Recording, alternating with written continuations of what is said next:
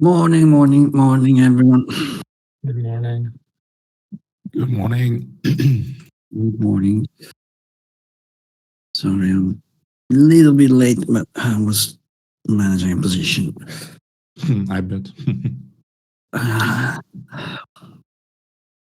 How you doing? Good. How are you, man? Yeah. Looking at these guys playing games. What you looking at? 22. It's a guy with 2,500 contracts. Oh, yeah. Oh, yeah, that one. Okay. Yeah, gotcha. Gotcha. Let me open another chart.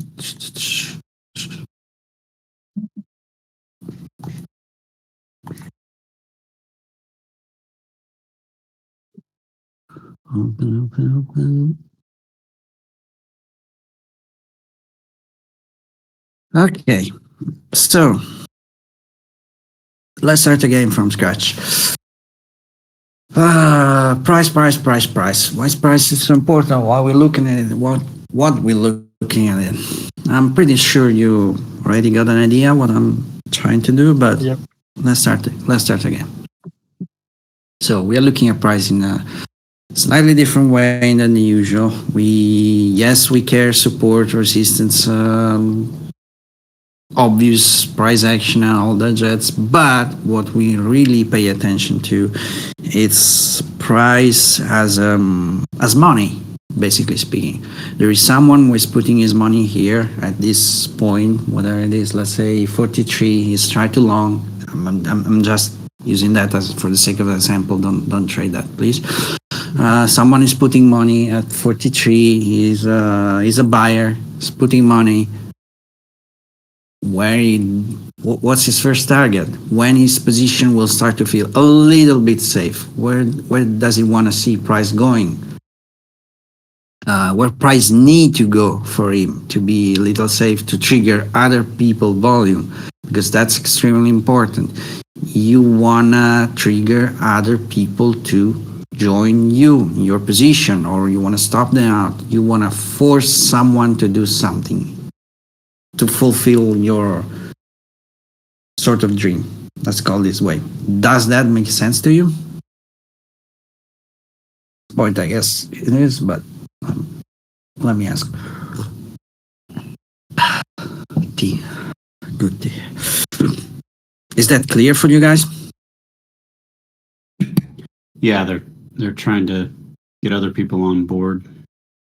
Yeah, but what's the price from where he feels okay if he gets long here?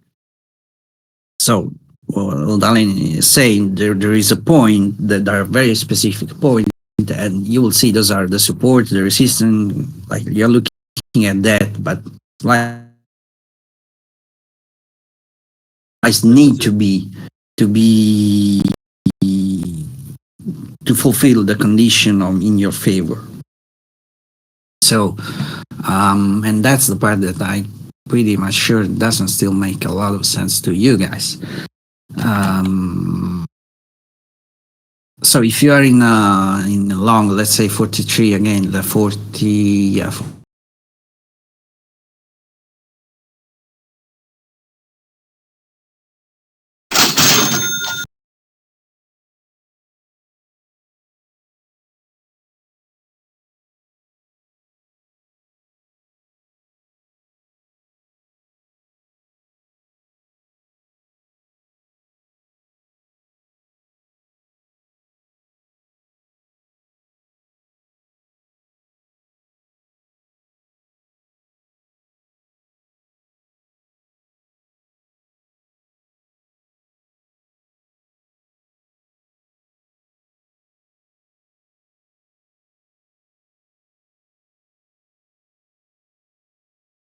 The little first hurdle, because it's a start step. You need to stay on top, and go on. You have in mind the classical image of a triangle, right? That's pretty much it. We say good morning. We say second 55. I would say 50. Yes, that kind of stuff. I would say 52, 75, 53. But yes, it's that one. It's a little below. Don't look at top and high. When you are above 50, let's say 52, 50, right? This is small stuff, but let's do that for the sake of an example. When you are above 52, 50, you're practically at the high. Like if you're a seller defending that, you already start to defend at that point. Makes sense? So it's not just low and high, especially if you're looking at a small time frame chart or small range chart. yes, that point doesn't make any difference. But if you translate the same concept to bigger stuff, you need to be careful with that. It's not just high and low. Is the point? Yeah, the problem is this is very small stuff. So if you say 48, 49, 50, it becomes a bigger one. There is nothing bad with that, but yes. Because the concept, you can translate this one in every single fucking chart you want to look at, even the 25 reversal, 1 hour chart, whatever it is. It doesn't really matter. Let's take a look at the 25 reversal for example. If you are, let's see, let me zoom out. Okay. So you are short on this chart, right? Bigger stuff, bigger money. Why do you want to see price stay below to breathe, and where the longs on this chart will start to feel fucking pain, like truly pain, like we can't let this go below that. In the really short term, 64? Or Sorry, let me say again. Yeah, here in the chat. so in the real short term, I would say 46. Otherwise, there might be some attempt to get this back up to the 50s, 55s. Okay, so you are on the short-term stuff again. Okay. No, yeah, I was asking using the 25 reversal chart. 25 range. Yeah. Okay. Sorry. I get. Yeah. Second. Okay. Yeah.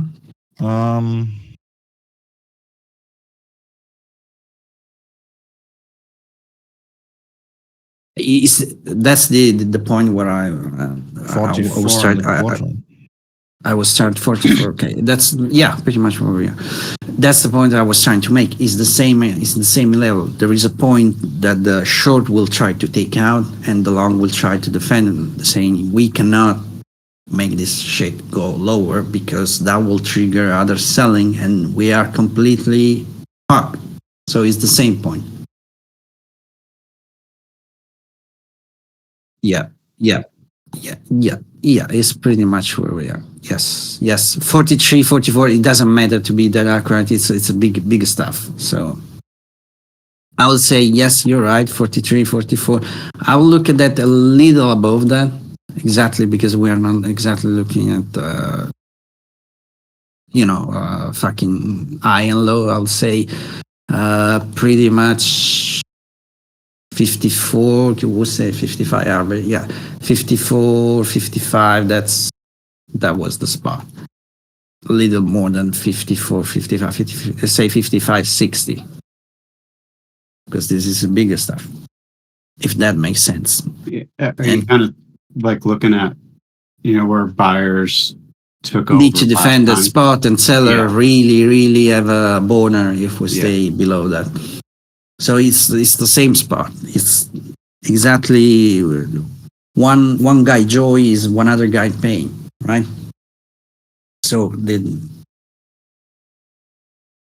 if you're looking at that in advance, like we were doing before on the smaller time frame chart, there is a point. If you long 42, 40, whatever it is, there is a point you want a price to stay on top. That for you to breathe, for that long, for that money to pay.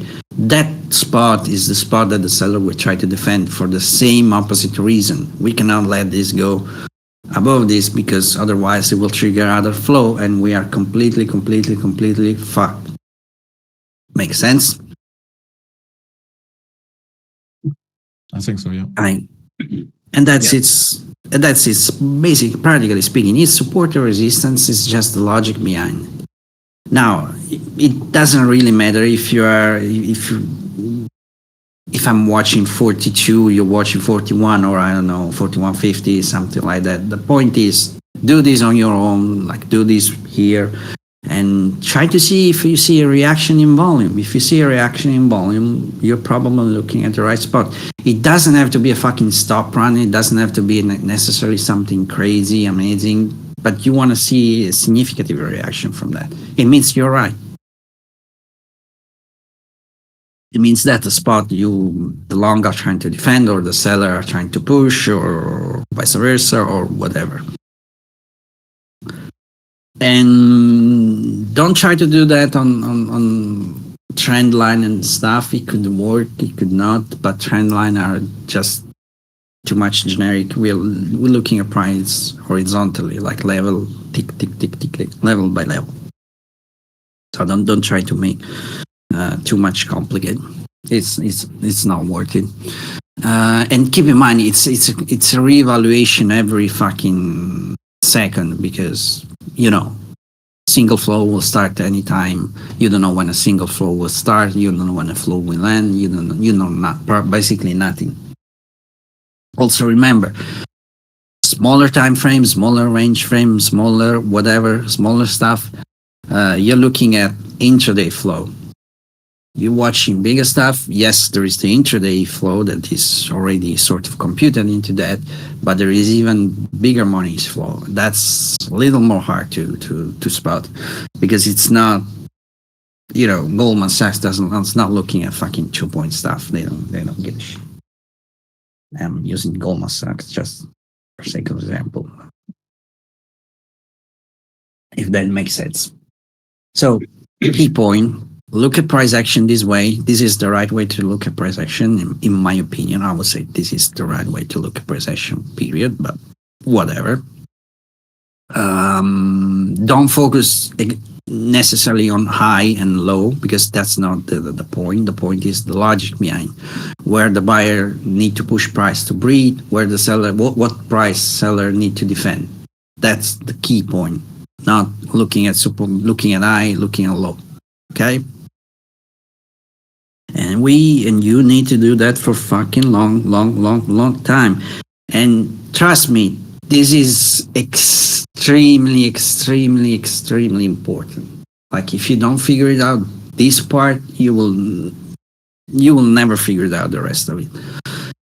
Because price is it will be your most precious ally in the future, because let's say you long or short or whatever from any reason,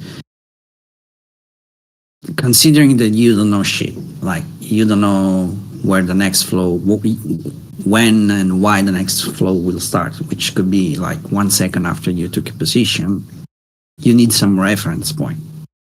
Something, say, okay, I'm here, I don't know shit, money in the bank, let's manage the rest. That's very important. The same it goes if you're playing the bigger stuff, like bigger time frame or whatever. You need to stop. You need something fixed, some referencing point. That's it. That's price for you. So if you don't figure it out, you're in a little trouble. I hope it makes sense. If you have a question, please shoot. Don't let me hear my voice too much. I don't like my voice. Oh, I hope I explained myself clearly, but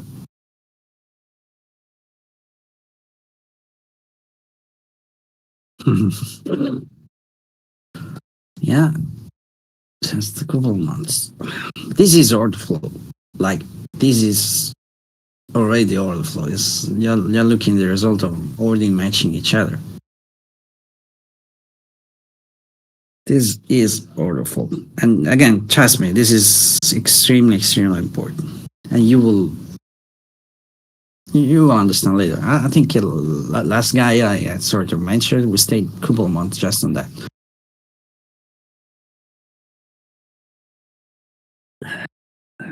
Got to learn to be.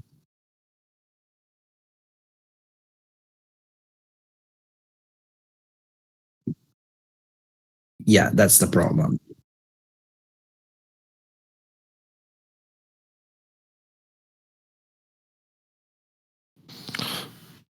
They'll try to skip over it because it's too easy. They think it's too easy. They think they need more complex. Yeah. Thing. Yeah.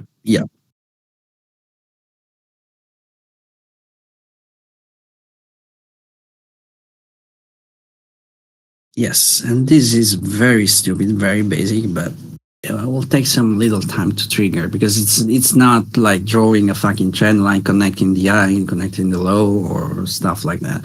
It's all logic. Like, it's a question you need to ask yourself every time: where price need to be for the long to go, blah blah blah, and the opposite for short.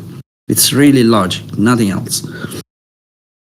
And that is the logic that is computed into people. Like if you, let's say you don't know anything about this shit, like you don't fucking, just looking at, I don't know, Ankanashi or Elliott Wave, whatever.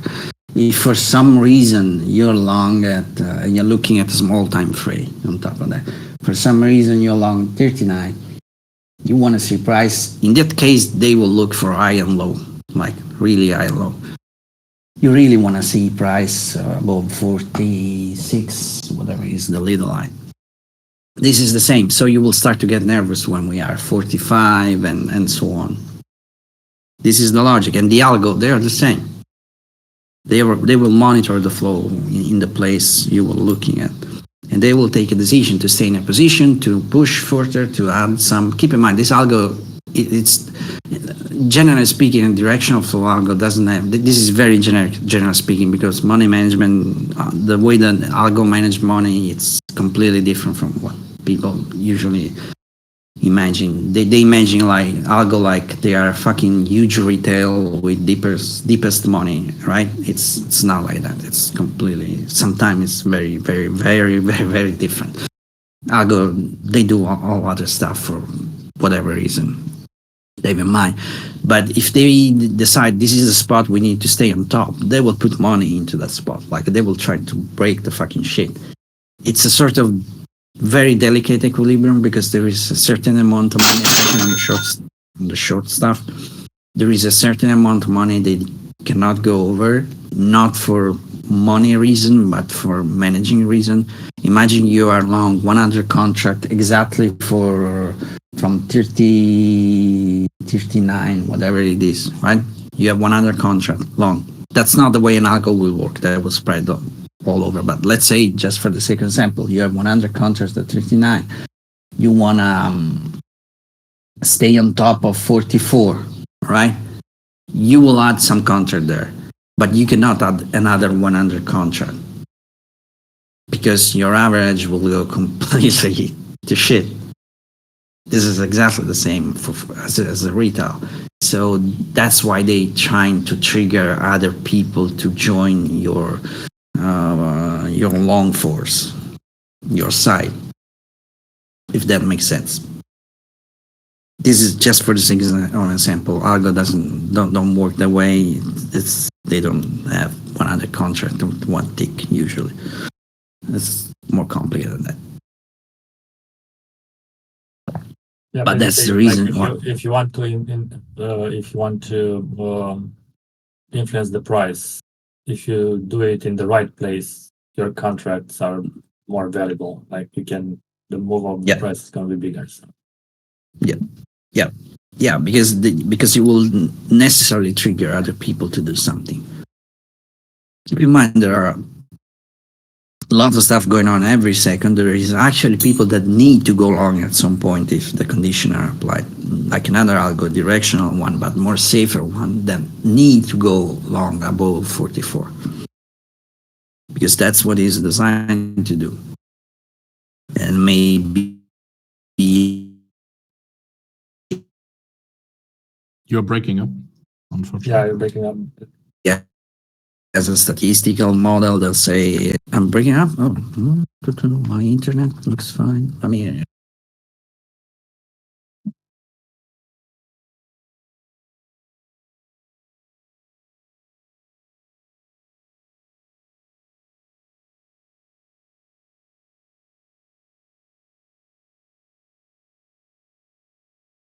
okay, let's see if it is better.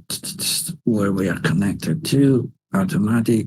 Let's say fucking Rotterdam.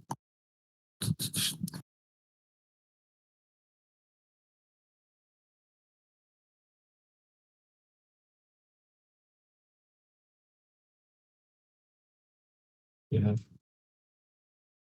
some news or something here.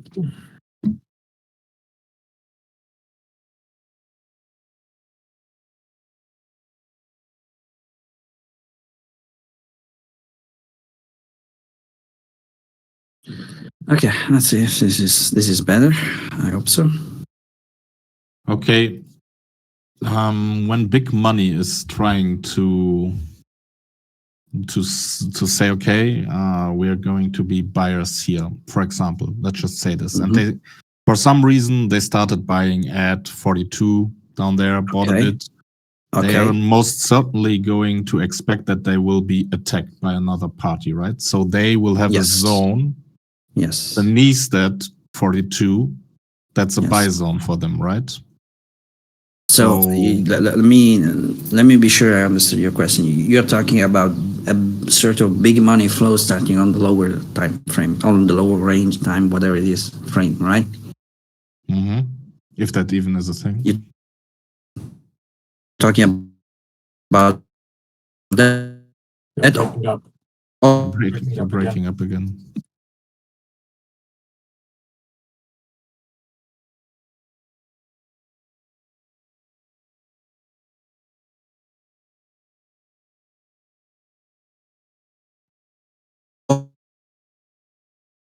Still. By big money, you just mean looks okay on my side.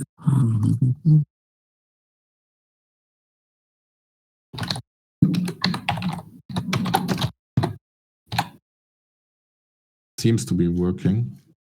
Yeah, I'm green.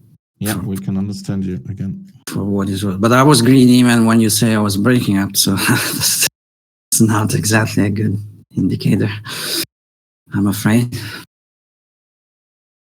So I was asking, you say big money, right? Yes. You mean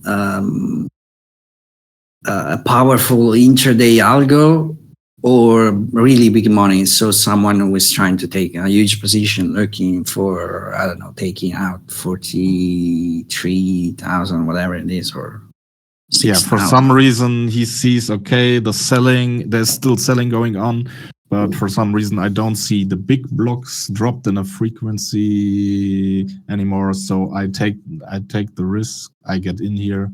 Or maybe even it's a longer setup where he has this zone and we get to this zone and he starts buying again. So he will obviously have a zone, right? He will not have big money doesn't have a stop yes and no. Yes and no. There is a difference to be made here. Yes and no. Okay. So if you're talking about really big stuff like Goldman Sachs, and let's use always the good old Goldman, like looking at the fucking price for the next 6 months, right? Or whatever year, they are taking a position because their fucking quants say, yes, will explode on the long side in the next 6 months. So you need to start to act now. Yes, they will have a stop. They will have a zone. Looking at the zone, it will be a fucking huge one. It will be not 2 point kind of stuff. Not even 4, not even 6. Obviously. If that's the case. If it's an intraday directional algo, I would say it's not necessarily. Yes, they're. Keep in mind, I'm really oversimplifying. Like everyone, they are all the same. They are not all the same, but generally speaking, they will not have a sort of zone with a stop, like a line in the sand. We cannot take this risk more than that. Blah blah blah. It's really monitoring the flow and say, okay, we are not triggering shit. Goodbye. It could be that, like, and that could be a fucking 1.5 seconds on your chart. Like there is nothing going on. Not good. Goodbye. See you in 5 minutes. Makes sense? It's not zones, line, trend line, or whatever you're looking at. If you're looking at the very big stuff, yes, there is a sort of space where they say, okay, we can start to buy here, we go lower, we can keep buying until we reach whatever. And then eventually we will start our intraday directional algo to try to go up.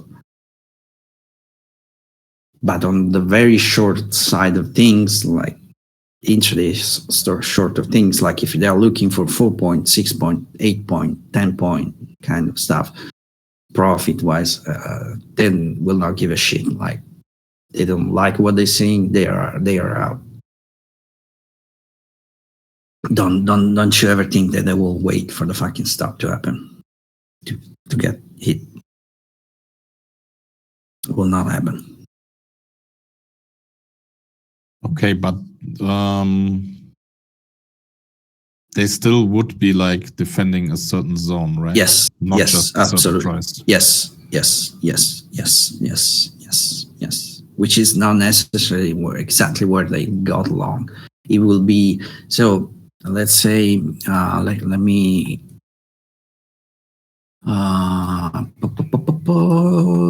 draw.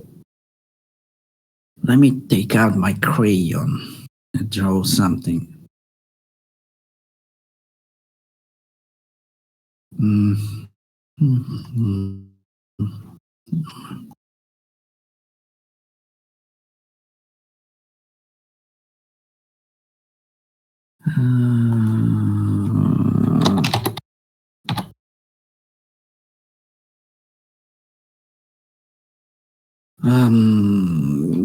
But basically, yes, there will be a zone that they will defend. Actually, not a single one. Meaning, let's say we are always using a directional algo, like an example, right? So something that is really they really want to start a directional daily flow. Let's use the guy that bought at 39 or whatever it is again, right? Mm-hmm. You want a price to stay, and it's just got in the position. So in time-wise is 952, pretty much. 952 something, all right? He got this long. You want to stay on top of 44, pretty much, right? And that's the little stop run that you're seeing at 959, okay? Those are the seller wenting out, stopping, defending the shit. We are out. Make sense until here? You following? Yeah. Okay. Put some screenshot. I think it's. Yeah. I'm thinking this is maybe not be good, like a fucking good example. The point is they will defend their original position, but they will defend even 44 again, where they're trying to push in the price. So it's not just one day. It's a continuous reevaluation of things, like over and over and over and over again. Okay, so the moment they are being... okay, I see. So, but what you said is important, which I just kind of now recognized. You said that if they would have been a buyer at like 940 on those 41, Yes. 42s, Yes. they would have Yes. already gotten out. They would not have hold that position and tried to average in even lower Yeah. at 38. Yeah. If you lose a spot, maybe some algo will say, okay, let me take some profit here and try to maintain some managing power and see if I can push lower. Some other algo will be just go flat and fuck that. Some other will fucking switch to short. Yeah. Mm-hmm. Okay. So But it's more likely they are buying upwards if they are long, and if they are Yes. short, they are more likely to Yes. short downwards. Yes. Never, Because they want. Yeah. No algos adds to losers. I'm basically. saying don't try to imagine an algo trading like a retail. Yeah. It's a fine equilibrium between you need to push price above some things if you're long. But you cannot go crazy because your average position will go to fucking shit. So you need other people to trigger the stuff. And that's why when I say that, let's say Largo bought 940, whatever it is, 950, sorry, whatever it is, it's not our, it is actually working. Like an algo, those kind of stuff, it's not one price, it's not one tick, it's not a couple of ticks, it's a continuous buying. They're buying every single tick if they're buying. That's extremely complicated. Like imagine how fucking hard it is to get a good average on that and maintain that average. Yeah. Yeah, also that. Yeah. And then that's, let me see, since when the guy was here, 32. Not really that much.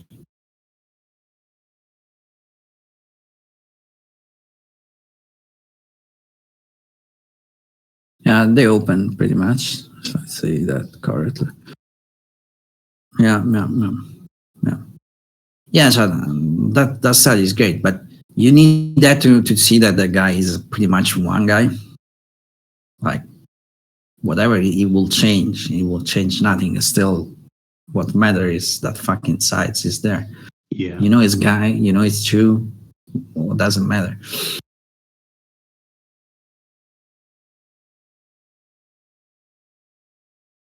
Yes. Yeah. Just be careful with that, with this kind of thinking, because you can start to see stuff which is not real. Like you don't know. Could be true, could be false. You don't know. Like there is a very fine probability that the guy at 14 something, if you scroll lower, there is another guy at 15, whatever it is. I'm very zoom. Let me zoom in. So yeah, Yeah, it's 500 at 15. contracts. It's the Yeah, same. it's most likely the same guy because they And put the it's order the problem, same fucking time. yeah, the problem is like he's actually advertising, so it's like Yeah. it's Yeah, like- but be careful with is the same guy, is the same guy on the offer, is the same guy that is trying to play, because you can build a whole fucking narrative in like 2 seconds inside your mind, and that's really dangerous. That's why we change what we see, nothing more. And the things change pretty quickly. Like the guy at 33 now, you saw that above the big fucking guy. Yeah, that's changing picture.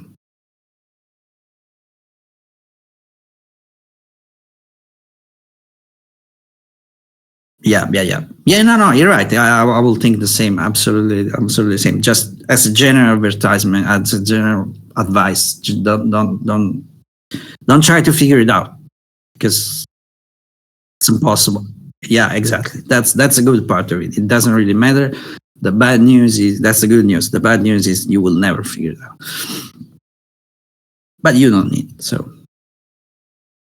But again, keep in mind, this change every fucking second. That guy at 33 is changing picture, like completely. 33, 34, that's changing picture, different one. And every second, and there is stuff when you're looking at an heat map chart, especially an heat map chart, you need to be very careful, because you're looking at a chart that is built across some threshold. So there is stuff you can see very clearly, but there is other stuff that you cannot see. It just need to be below your fucking threshold, and you will not see. What I'm trying to say here is you will see the big stuff, but there are other 3,000 people, or I should say 30 fucking thousand people, not 3,000.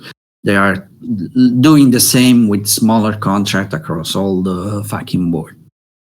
And the sum of all those contracts matter. Like it's not always the fucking big guy that is changing things. Make sense? Yes.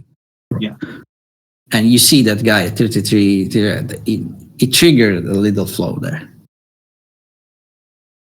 And again, it was a different picture before this guy and after this guy. So it's not just the very bigger one. In the great scheme of things, everything is not changed. Like we're still looking at liquidity at fucking 32, whatever it is, the bigger one, and they will still trying to look at that. But that guy's changed the picture for a while. Now it's just about, will it trigger as something so powerful to change stuff or not? Or he just maybe was looking for fucking 2 point and he's already out at 38, whatever.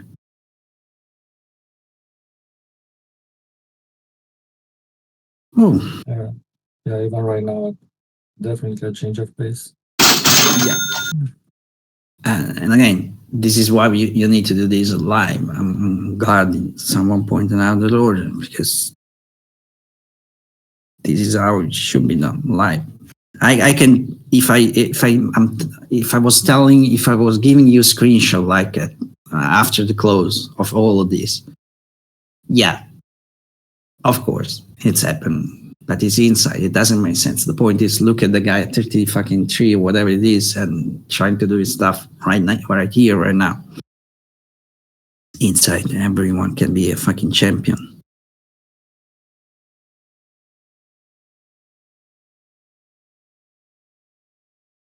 Ah, my throat. Let me drink.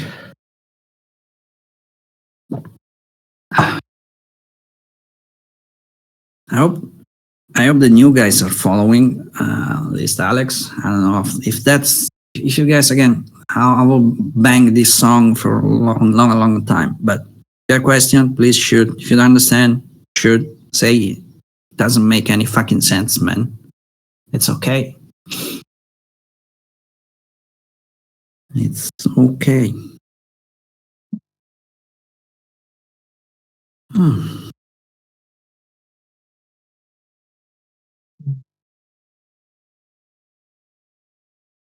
Let me regenerate the fucking vaping thing since I'm here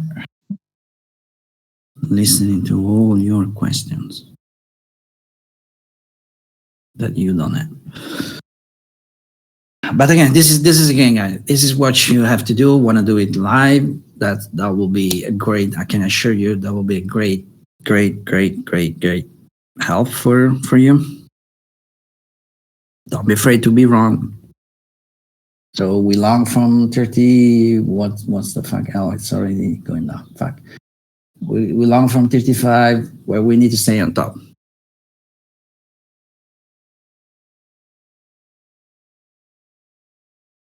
It's already happened, so it doesn't really count. But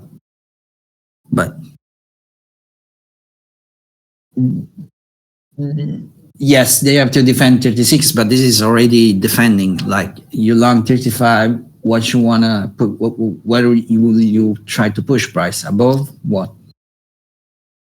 Which is the zone that the seller will defend with their life. It's 38 something. It's already happening, unfortunately, so we are a little late.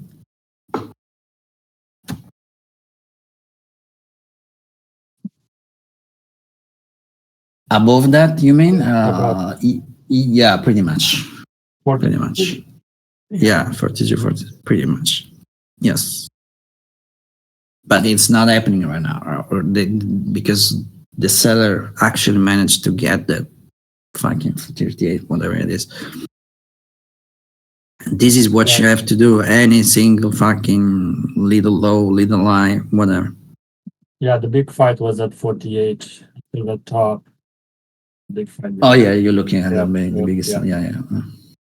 So basically, they lost there, and right now. Anyway, it's like you have to look at the kind of like, I'm not believing in trends too much, but you have to look at the trend to itself to see if you. Yeah, any break in trend or something like that. For now, it's like I don't see any reason to get long. So. Yeah, that's a good point. Always asking yourself the question: do I have a fucking reason to go long, or not? Like, it's a falling knife. Do I have any reason to go long? And I'm pretty sure this is another subject, but this is a very important one. If you caught yourself trying to get long in a falling day, like prices collapsing down, and you fucking trying to pick up the shit every 2 point. If you ever find yourself in that spot, that's your first problem. Like, why are you fucking trying to get long when you can make money getting short? Obvious stuff. So obvious. I can guarantee 99% are on the long side that day. Yeah. Guilty. Yeah, no, everyone was guilty of that. Well, I'm the same. I'm a content trender, but it's like I have my share of like days like this that is like this is what I want to tell you guys in the morning is like this looks down. So it's like wait until you have a confirmation. Wait for Yeah. in this case at least get to 65-ish something until you have a reason when the price comes back. It's like, oh, maybe I can get along that. Like a change of pace for now is like it's just like price goes down. Like let me see it. Even if you have like short burst of like what I think it was one, and actually it was the first one at 952 was the one. Yeah, okay. Yeah, that was a decent low. Yeah. Yeah, But it's this is much simpler to go with the trend. Then I think that was the first advice that Yeah. gave me, right? It's like yeah. even if you're wrong, you have a bigger chance of Yeah. Yes. It's yes, you're right. Absolutely, that was And- first thing. and position on the chart. Like if you look at the chart right now, you're shorting the whole. So it's like it's not a good reason to get short either. So it's Yeah. Of course, if you wanna, so let's use this fucking day as an example, right? You wanna be short, but you don't wanna fucking short 36, right? That's you want That's not- 65, even 50. you want to short. I don't know. The 50 was a good one right here and now. That's a good place for sure to pile in again. You just don't want to fucking. You're not a fucking breakout trader. You don't want to short 56 or whatever it was, 40 on those little low. You don't want to short that. You don't want to be a fucking breakout trader ever. That's the worst of the worst.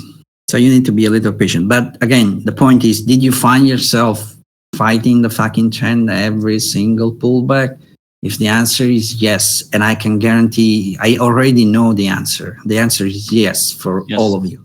Yes. Yes, it's yes for all of you because that's what everyone tried to do that at some point in their trading life. Like, it's a guarantee. And the crazy thing is it's like why, but I don't know why. Yeah, I don't know yeah. why. Because you want to be right. That's it. I think it's because you're doing it always the opposite. So like I'm not shorting because whenever I do short, it's in an uptrend, so I get screwed. So when there is an actual time to short, I'm hesitant because I'm always wrong. Yeah, there is that. There is a lot of that, and there is a lot of fear of missing out, and there is a lot of ego involvement. Like you want to be the fucking genius, the code of the low of the day instead of fucking making money on the short side. Right. It's stupid as that, but yeah, it's a real thing. Like, also another advice, but like after a long time with Luca. So a price is like I see that in a lot of like indicators, like it's too extreme and right now have to come back and stuff like that. And I was trading with Luca, and I think we are like 80 points down or something like that. I start buying. Oh yeah. And Luca told me, it's like, dude, it's like it can go another 100 points less. It's like it's impossible. And actually did go another 100 points less that day. So that's a lesson to learn. So. Yeah, never ever imagine that price is going to be it cannot go lower than that. Yeah, it can. Yeah. You can go lower for way longer. You can stay solvent. So never ever think stuff like that. Like and especially at that time, I was trading. I was like doing average down, which is like really not to do that. And I go up account, of course. Like, yeah. So remember, you don't know shit. Like I don't know shit. You don't know shit. This could go down 3,000 points for what we know. Don't try to be smart. Don't try to long in a short day. Or don't try to long in a short environment. It's not really good advice. But at this point, it's a good advice for you. Like there are ways to make money with the pullback. It's just making your life a little more complicated, and you really need to be good at that. Like you really need the tools and the instrument and the logic to evaluate the trend every single fucking 4 or 5 point. If you have that, you can get the pullback, taking profit, and maybe joining the short on the pullback side. But in general, don't try to be smart. Don't try to be a fucking hero. Don't try to pick low. Don't try to pick tops. Why you want to go long? Why you want to go short? Always ask that. Because I'm pretty sure that, again, everyone tried to do that. Everyone tried to fucking to pick in the fucking falling knife at some point in life. It's what we do. That's why we need algo, because they don't do that. They're smart in that regard. They have rules.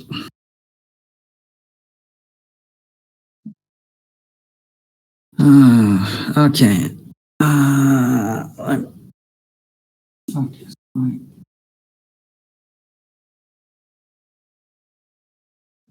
If anyone else have question, that's the time to shoot.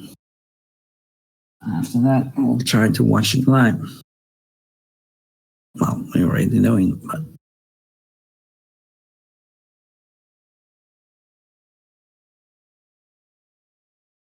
Okay, based on your analysis, would you say that there's anything broken in the higher time frame? I'd say not necessarily, or I'd even say no yet. you're talking about the when the bigger stuff, 25, that kind of stuff, 25 reverse, that kind of stuff. Yes, so really like Sure. at least 1 hour. Okay, let me see if I have. If you can Yeah, send a screenshot. That's always look, the- so this is a screenshot of 1 minute, put a zigzag on it, and you can see the trend Yeah. is like, you don't have any Yeah. reason to short. It's like lower, high, all Yeah. the way. So it's like, and before Frozen will go mad, it's not the zigzag, it's the logic. Yeah, it's already starting. I knew it. Okay, no, I was because you said a few days back that your system is also quite.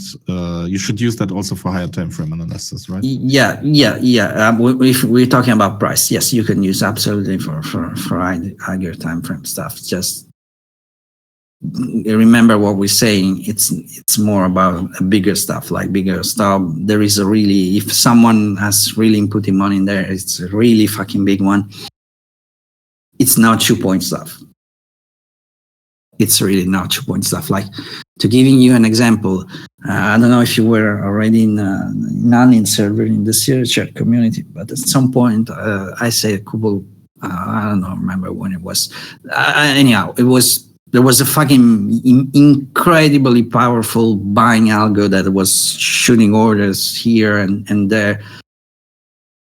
That guy was averaging down fucking 10, 20 point stuff. That was how fucking big it was. That's why I say this guy, it's something I haven't seen in like 4 or 5 years. It's something, but it could be that big, right? Makes sense? And big money, they usually are that big. He was looking for 5,000 whatever, and we were I don't remember where we were. But he was looking for 200 point profit, that kind of stuff. Minimum, like very minimum. So there is that to take in consideration. If you want to say something about the current situation, just send me a screenshot and tell me what you're saying. And we will start from there. Yeah, let me. yeah, formulate we can do that. Like, I just Yeah. pull one hour chart. Yeah, well, you I can, don't look long term at all. yeah, you can use.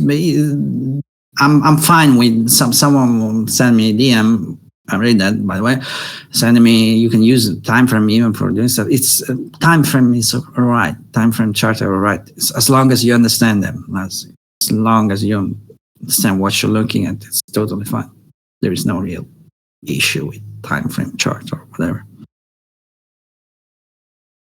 And to the guy that sent me that DM, if you look at the 25 with the little fucking volume study that the reason that is hidden in your chart right now, it's the same concept. So you were right.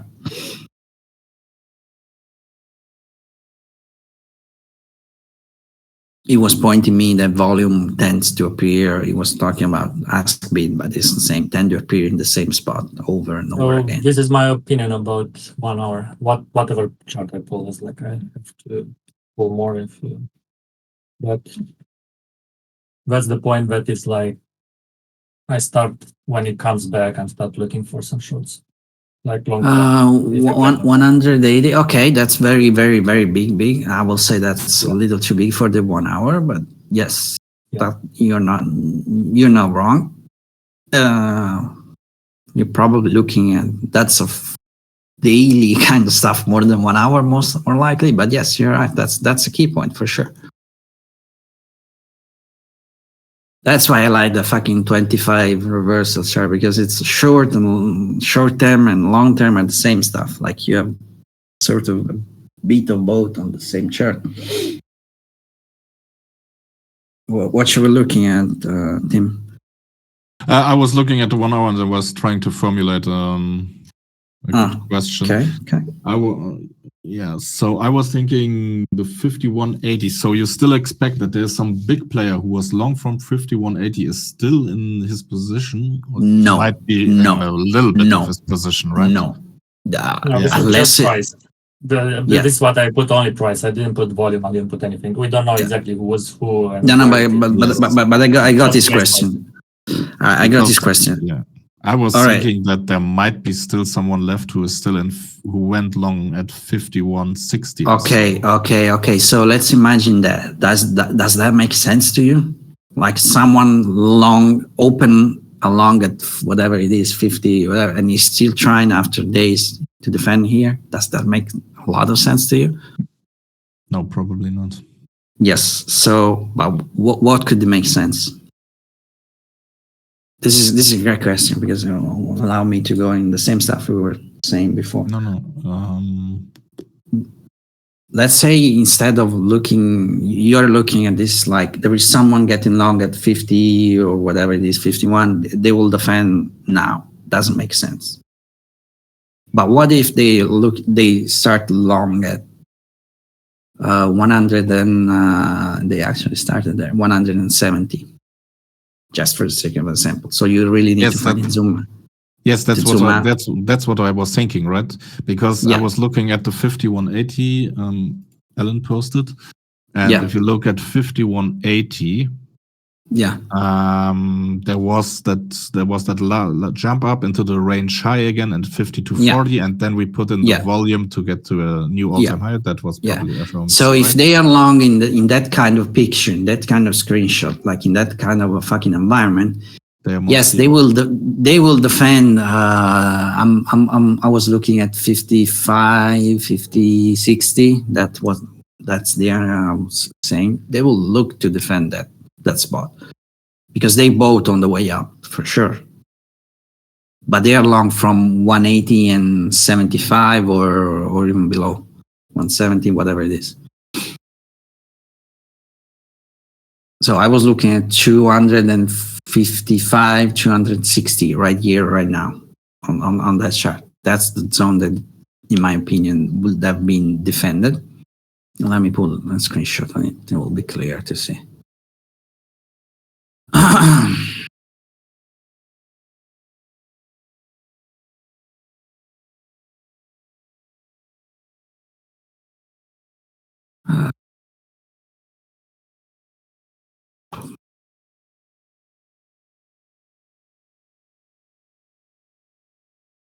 Screenshot.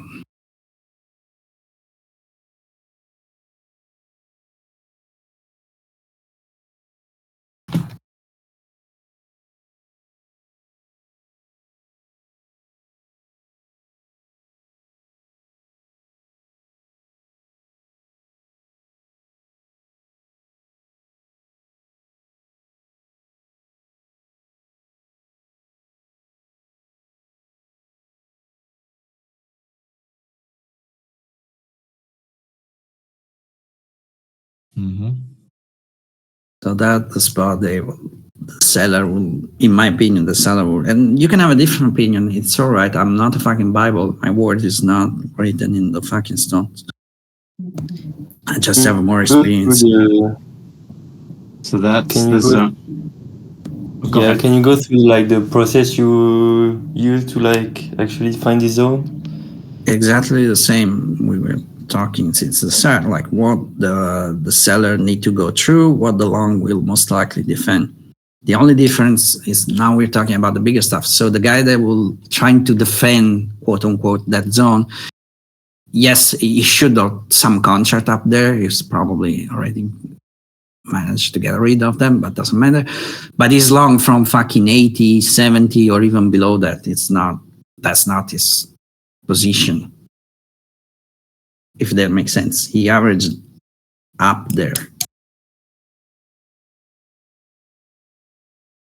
If that makes sense. But the logic behind how to draw that is exactly the same. For a short, we are short, what we need to stay below. We are long, what we need to stay above. So if you're, let me put this way, maybe it's clear. If you're long, you're actually looking at the first resistance instead of support. That's what we need to stay on top. If you're short, you're looking at support. We need to stay below that support. If that makes more sense. Okay. Yeah. If that makes Way make more sense to you. Yeah. And that zone is kind of What we need to stay on top for an eventual long and more importantly, what we need to stay below for the short to fucking pile it. Now today is a little bit of a strange day because it's first day of quarter and after what came blah blah blah. Okay, doesn't really change, but keep that in mind. So I'm pretty sure you will see if we will reach that price. I'm pretty sure you will see seller trying to pile in there. And long trying to push the shit. so that's kind of the battle zone then. Yeah. And Where- maybe we will reach over during overnight, so volume will not be very clear, but that's life happen. And again, it's a concept. It's not a technique. It's not like you need to connect the lower low with the line and that kind of stuff. It's logic. So here's Just a question. Here's a question then with that same chart. The 25, you mean? Or Yeah. The If 25, you- okay. If you scroll the chart left all the way to like, I don't know, 320, March 20th or something. I guess my question is, at what point were you able to determine that zone? Well, Did okay. Right now, well, I did it right now, so it's kind of cheating. You're right. But let me see. Only. Yeah, no. That's a totally fair question. I probably will be able to use that exactly on the breakout. No before than that. Okay, because that I guess that's the question is like, and obviously might be jumping way ahead, but because determining that is, for me, it's like, oh, now it's obvious, but in Yes, real it time, is. Yes. Like- Yes. I will be able to do that pretty much exactly where I draw, like where I start my drawing. Yeah. No more, no before than that. Yeah. Absolutely no before than that. But then to add to that, now that you have that, based on what's happening today, Mhm. You probably wouldn't determine a new zone yet until. I could do that on the way below, but I don't Yeah. want to add a lot Right. of stuff. I guess that's my point. Is like you. Yeah, you can, Okay. and you can put on the way up, on the way down. You can. I didn't want to do that. I No, had that's- that on my chart. I took them down just to avoid. No, that's confusion. fine. That's fine. I just wanted to ask about the. If you look at the fucking big contract on the is visible even on the 25, right? On the Dominant chart. Yep, I see Yeah, that. it's not there for by mistake.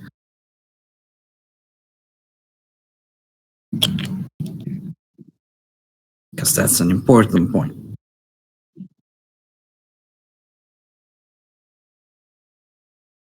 But again,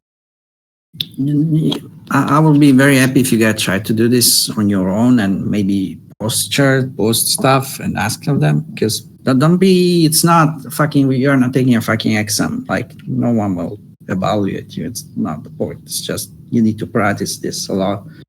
Right. And make sure we practice it the right way. Yeah. Because this is fucking stupid. Like completely stupid, but I can guarantee it will take a long time to get into your system because it's not what you're used to do. Right. And you have all the other stuff saying different. But it's just logic, nothing else. So right now, songs will want to be like above 51 to breathe, right? If you long it now 36, 30, whatever it was, yes. But you're confusing. You're using two different scale. If you were, that was your question. Oh, I mean like short-term stuff, like Short-term mattress. stuff. Let's say I'm using a 10-second chart for reference when I'm talking about short-term stuff. I will send chart later on, so we can use all that. I will say 45, exactly where we are. Yeah, where we are right now.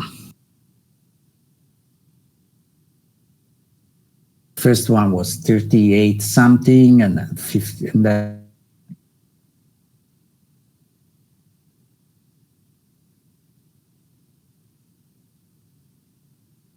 I think we'll lose you again. let's see.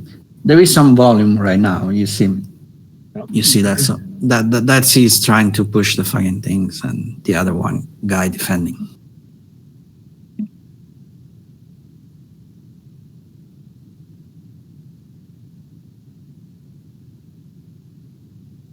Plus, you can apply all this stuff on a shorter time frame too. Yeah. Yeah, shorter Eiger is pretty much the same. The only real difference is the guys that are looking at the really high stuff, more generally speaking, they have fucking bigger pockets. That's it. So it's really a fucking zone. It's not a line in peak level and that kind of stuff.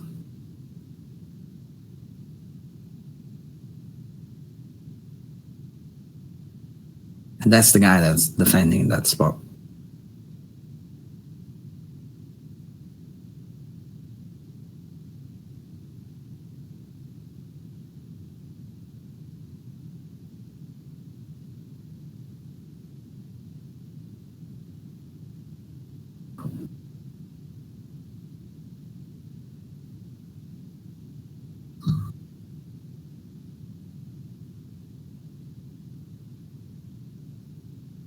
Oh.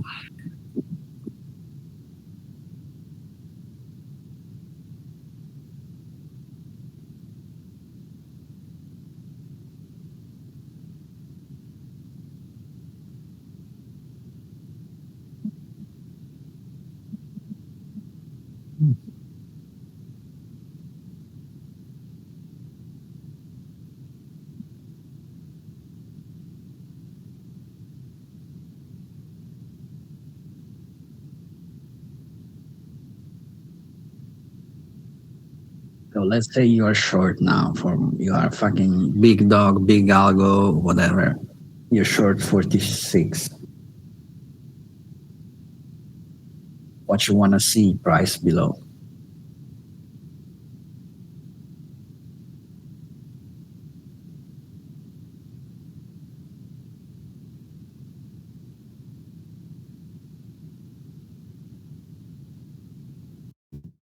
$40? Yeah, 40. I'll say 40. If you're looking really small stuff, 43. If you're looking for what, I'll say 41. 41. If you're looking at slightly bigger scale, 40 is exactly the low. You don't have to look at exactly low, high. It's that spot, but it's little.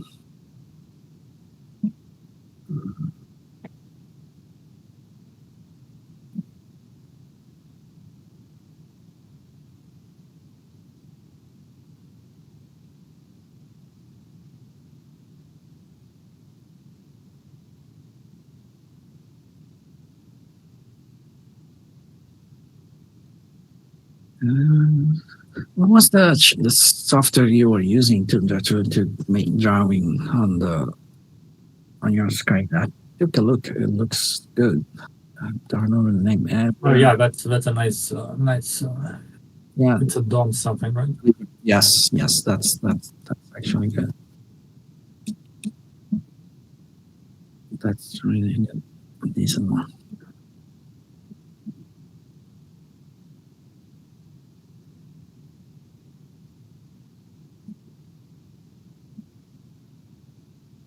Let's just yeah.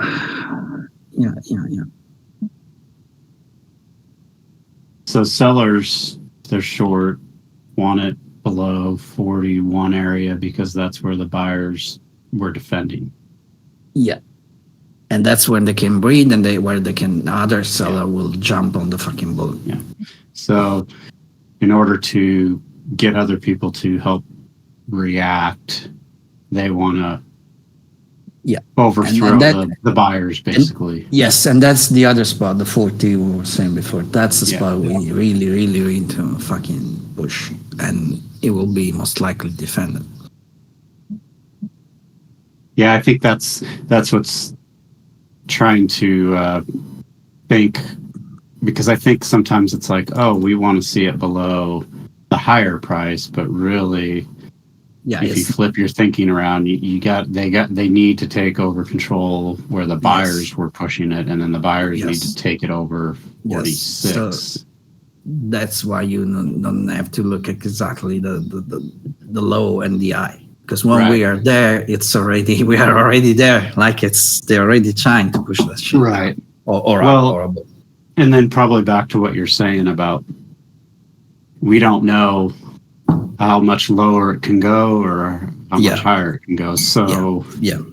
You always think we are 2 seconds away from a black swan event. Yeah. As far as I know, that's true. Well, and for the size of probably most retail average traders, it doesn't take very, a black swan to us could be 10 points down, and if your size too. But yes, absolutely. But I'm saying we could be really 2 seconds away from a 500 point crash. Exactly.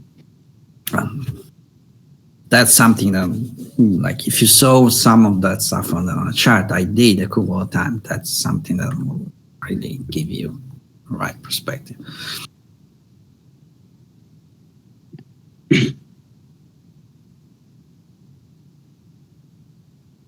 And that's the little long at 40, 41, whatever it was. Yeah, and you can, looking back on the tick chart, then kind of see where the buyers engage and the sellers engaged, and then, but yeah, I know this is something we'll learn over time, but that's where it gets to where it feels like, well, I can't short because, No, you can short, right. But it's I just do it in the wrong. Your target, and look, right now I got in My Alex. position, Yeah. and but it was because of the. So what happens here is they go there, and after that is you see they try, they cannot, and eventually it's I saw one of different stuff. Yeah. Some signals that the buyers they quit. Yeah, I wasn't very exact. It's a shitty entry, but anyway, Nah, that's okay. it's like you have some safe space right now. I'm stop BE, I don't care. So right now it's like I have, it's like if he goes to that 42 guy, if he goes to that 15 guy, if he comes back and stop me, that's all. Okay, one more question. So you just now said a minute ago, sellers look for price to stay on the last support. Buyers try to, they want to Stay on top of support. resistance. Yes. Genau. Okay, so if we are right here, let's say we are at 45, just for the sake of it, we would be on a short time frame in the middle, right? Between those two. 45, you say, right? 44. So like 44, 49, so like 1 minute ago, like a 5 minutes little ago. bit. Yeah, like a Yeah. little bit, not the We're smallest all in time frame. we're all in Turkish short, pretty much.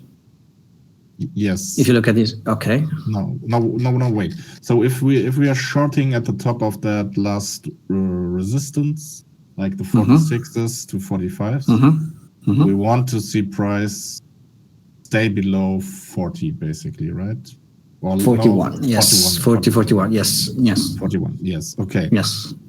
So these are, so there is. And that's why Allen took his profit there, most likely. Yes. That was the first obvious stuff.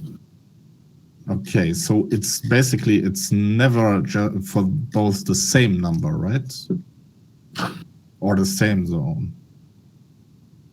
Can't be. No, yes, it's a yeah, if I understood your question, yes, it's a continuous reevaluating of stuff. Like we are looking at very short stuff, like the guy that actually took the short from exactly where Allen took it. There is even the guy that is still in from like 20 minutes ago, 40 minutes ago. Yes, but you cannot go that crazy. Like it's not wrong thinking, but you cannot go that crazy. Just reevaluate every fucking pullback, and you will see that it's the same level at the end. That's what creating a continuous support and a continuous resistance, like the one we're playing now in this range. And you have to understand, it's like it depends how you play. Like right now, it's like the shorts are pretty risky, like I said before. So you see, like I'm taking the profit fast. Go stop BE. I don't care. If I thought the short have I was strongly believing in that short, most probably I would put the stop somewhere like 47, 48. But this is the spot. It's worth the risk. For me, yeah, this is the spot where you want to see some. If you're short, you want to see some selling volume happening here now, and sort of that one, and sort of little volume event here, because that's. Sorry, go ahead. So pretty much then you're focused on, the short that Allen took. Obviously, you're taking profit where the buyers previously kicked in, and then what they need to defend. Yes. Yeah. So they're defending that. And then if he had runners, you basically would watch real time and wait to see where buyers step in again. Yeah. This is why I screenshot. Those are my runners, and what I think is like points so that the price can come back. So that's why I put them there, so you guys can see how I'm thinking. So because that sorry, you that 24 is put like I just put it like that. Yeah, just it. If it gets good. If you have one contract, of course, you hope and pray, or you take profit on the first, and that's it, and you reevaluate. So that's money management. It's quite a different kind of stuff. Okay, did you see something in the order flow that made you convinced that the buyers tried again after they top ticked that range basically to 47, right? Yeah, even when they have it's the way they top that range. Sometimes it's like I have a DOM, and I have like a lot of experience on DOM, so it's like. Sometimes I make the difference between like a push and like just like last resort, like desperation stuff. So it's like, I was not, usually I'm looking at them. They put a new high and it's like, yeah, it's tricky. Actually, it's like this one, I say it's a bad entry. If you look after my entry, they go to 46. That 46, actually, it was the ideal entry. They most probably look at that. So, Yep. yeah.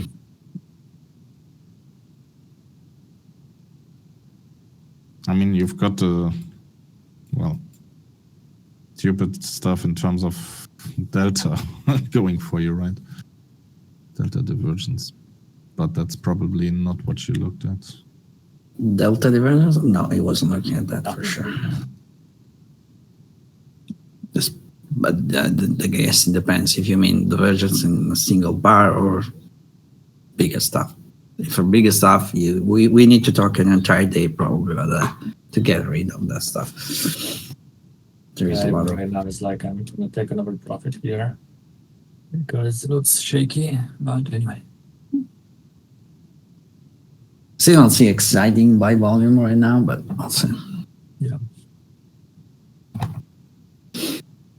But again, you see like a lot of like sellers are trying. It happens. Yeah. What happened at 45 for the buyers? So Yeah. they're trying. Yeah. They're trying. It doesn't go anywhere for now. It can go. Yeah. Like Lucas said, Yeah. next second. Like Yeah.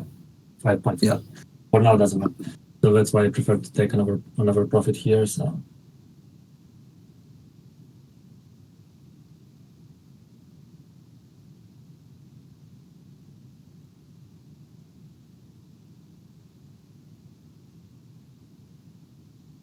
And that's why you have to sometimes adapt, even if you have some targets. It's like if you see things goes, that's about what I learned from Luca, because I was like, oh, for sure he's gonna get there, and I see like a lot of profits, and after that everything go to dust because of like it was too stubborn. Watch you look at the chart and see the flow changed and the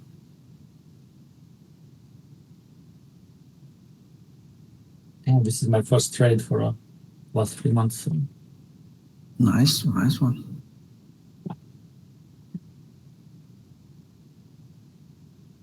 Kind of shiny little entry. No, not terrible. Yeah, actually. it's like that Shiny is 46, not 40, too much. that 45, 46 entry after that top was nice.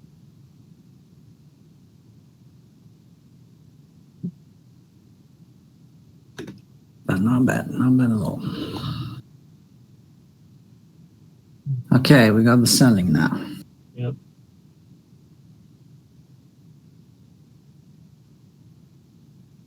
That's a nice volume. So let's see. Yeah. We're at 40 to 46. They're golden. Maybe we can hit that 42. Yeah, that's the spot. If they want to pick up, this is the spot right here and now. Yep.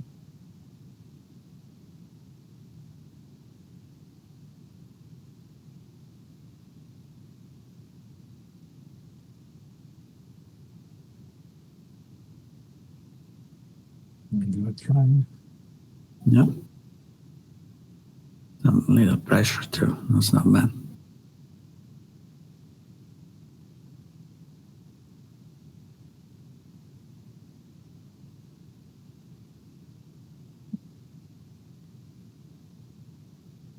The guy comes again.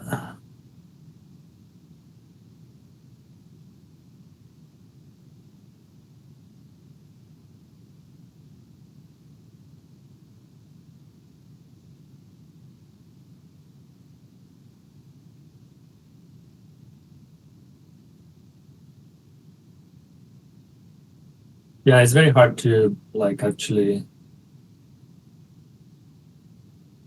quantify all this stuff because it's so many players and you never know the intention. It's like, yes, it's used a lot for hedging and stuff like that. You never know. It's like even like Tesla, like in the morning, Tesla was selling like no tomorrow and they were hedging one short on it. So it's like, it's a lot of stuff. But yeah, but you can now go into. So it's impossible to know exactly what happens.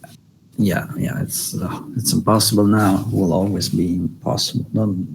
Don't try to figure it out the worldwide market. It's not possible. Yeah, ideally, if it was a market made of retail and only retail, that yeah, we can talk about some stuff. But The only thing you need to remember is Yeah, if there is a yeah. legit flow, it will show on your chart. Now, the reason for the flow to happen, who fucking care?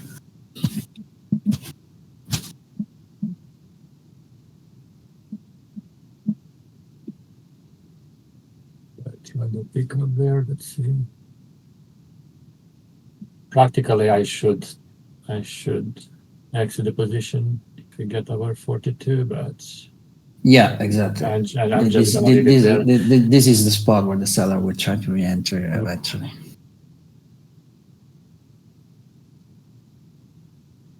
But definitely not a spot that you should short.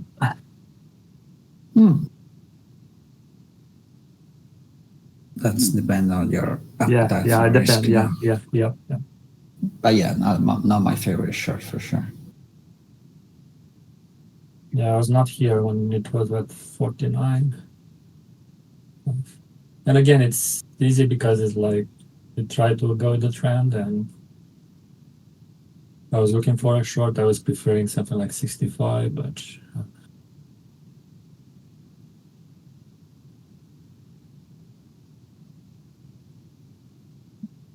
and that big guy at 42 is like usually they play tricks with that. They put a big number there. Even now, if you actually look at the volume, we trade 25,000 contracts in 5 minutes. So it's Not not bad. in the big picture is not so big, but we advertise it No, there. And not bad either. But yeah, yeah, you're right.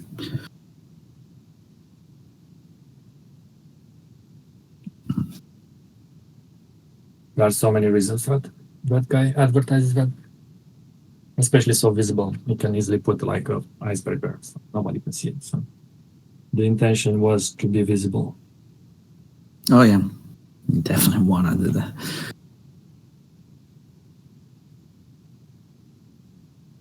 This is the 38. That's a decent pickup. Let's see.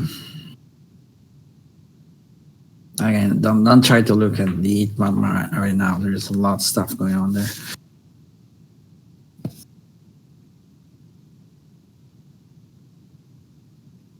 Just price.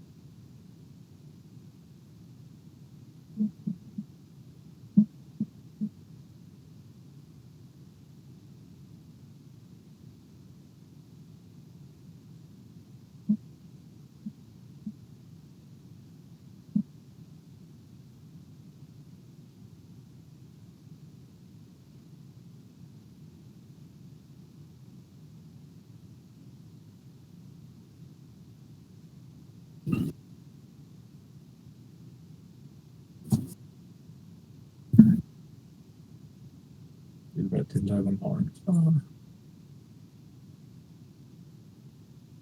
I hate 11 Eastern time.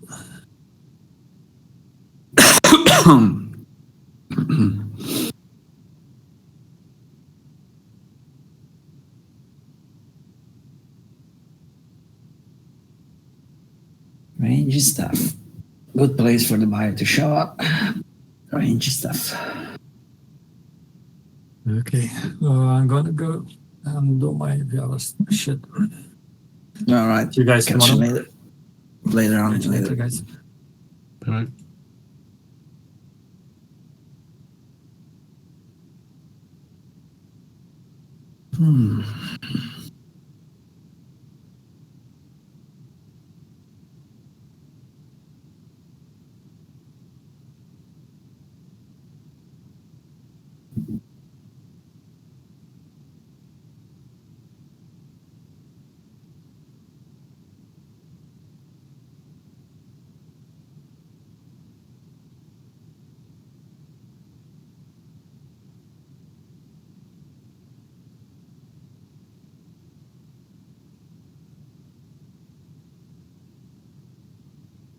So if you're long, watch 45 something. That's the spot. The resistance we need to stay above for any continuation one.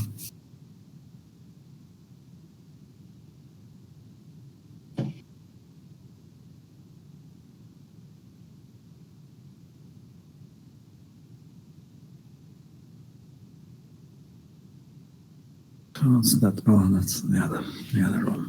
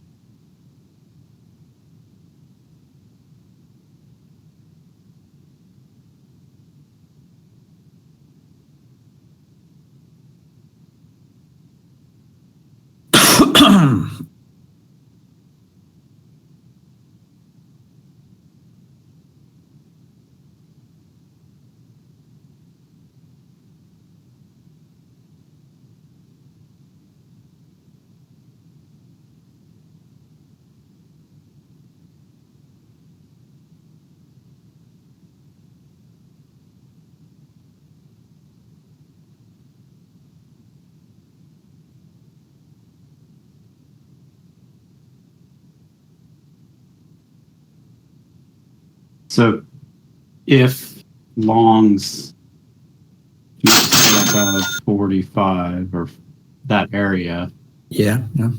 do you then wait for that to clear before you think about a long? If I'm in long, I'm already in a long. Right. That's Okay. the point. I will not. I will not get long there for sure. If I'm long, I'm long. Which I am. I'm long 38 something. 58? 38, 3. Oh, 38. 38. Okay. I'm just looking at the last 10 minutes or so Yeah. action. Eventually, you can wait price to stay on top of that and see how it goes. The retest, yes, that's a little bit more risky trade, but yes, you can do that. But you really want to say something on top of that before, like not just a fucking candle on a 10-second chart, a week or shit like that. You want to see the volume really trying to stay on top of that. Yeah. And eventually you can jump into. But that's a little breakout trade, so you need to be more careful there. Because that's a spot where the seller will pile into. Mhm.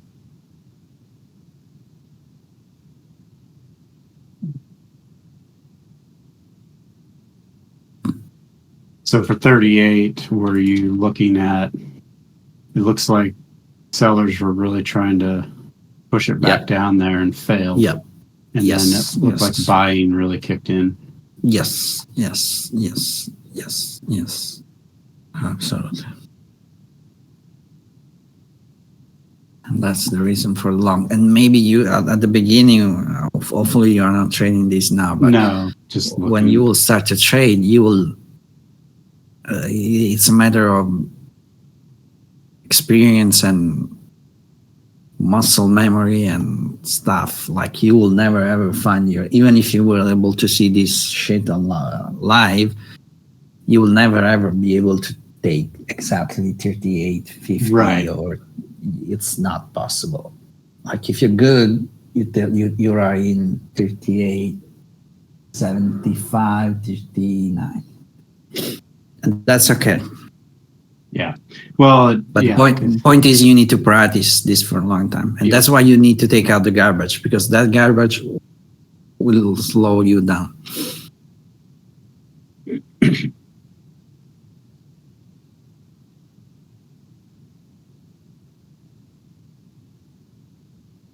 Well, and stating the obvious for me, obviously, I just want the right information to make the best decisions. Yeah. Versus, well, this line worked, but then it didn't work. Yeah. And then it worked, Yeah. and then it didn't. It's like, okay. Yeah. So it's all we are doing now. No, we will do in the future. It's logic, nothing else. Just logic applied to price, which is exactly what to price, volume, and everything else. Which is exactly what your competitor are actually doing. I can guarantee you that they are not doing any different.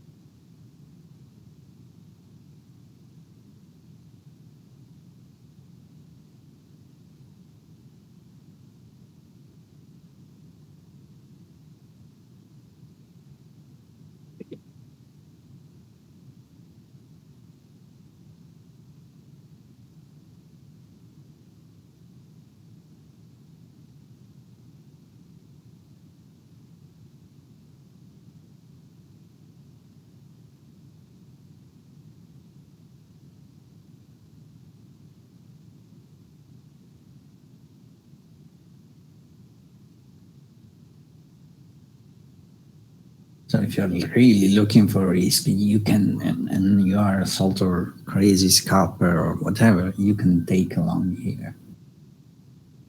You really need to be fucking quick, and you really need to look at very, very, very, very, very small shit. Yeah. You should be long 44.75, and you're probably out here. I would not advise to trade like that. That's tough life. You need an algo to do it for you. If you're not quick enough. I don't know. Yeah, it's Yeah, almost possible to put all those fucking.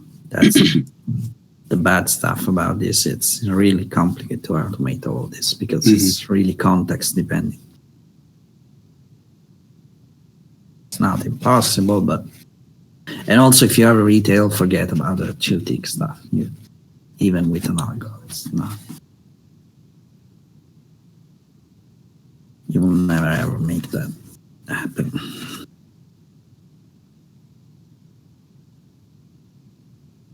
That's a different game.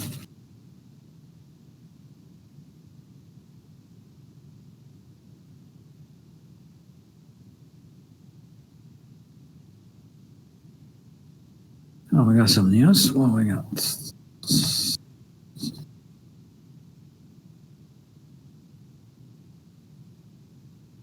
Oh, yeah. Someone speaking. Okay. Yeah. Bed speakers. No. Oh, well, there is always a fucking Fed speaker. So.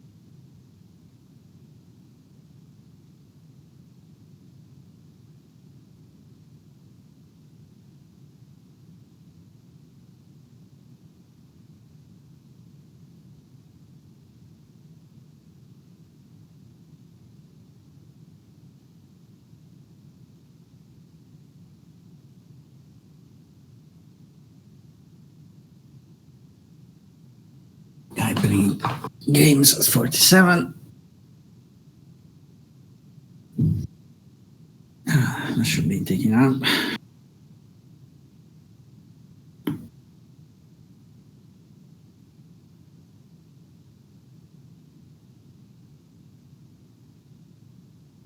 So that's a little testing spot. If you have a guy with what's that for a 600 contract at 47, Yeah, 500.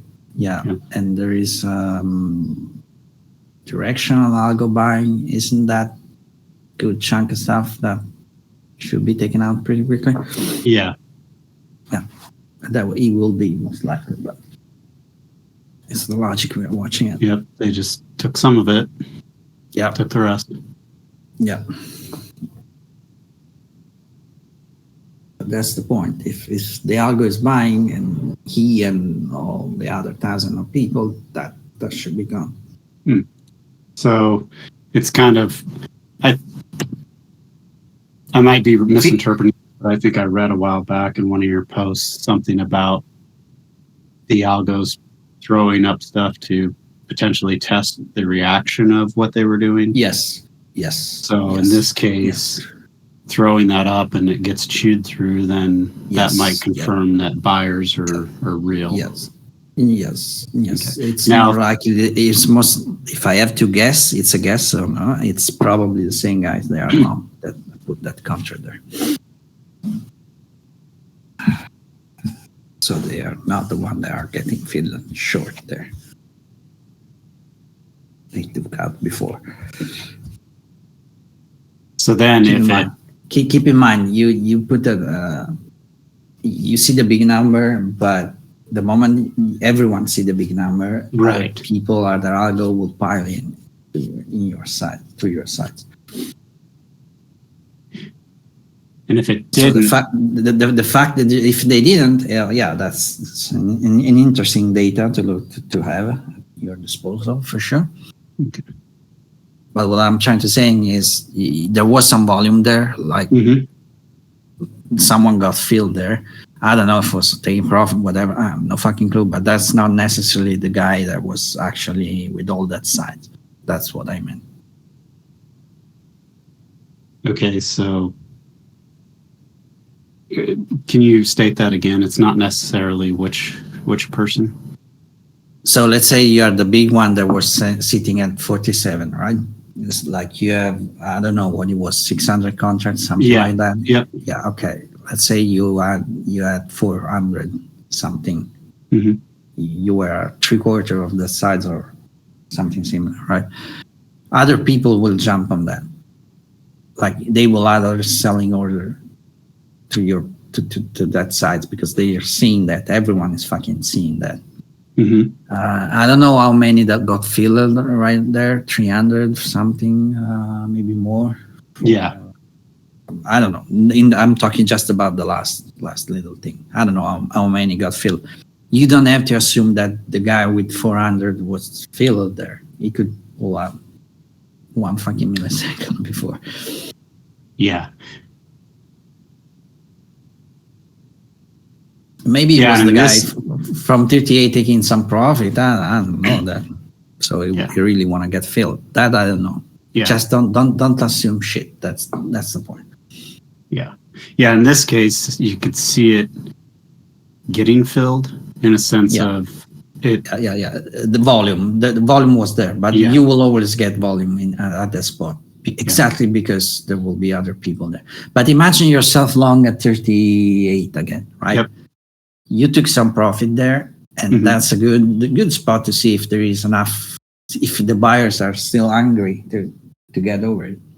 So we take some profit there, maybe we'll add.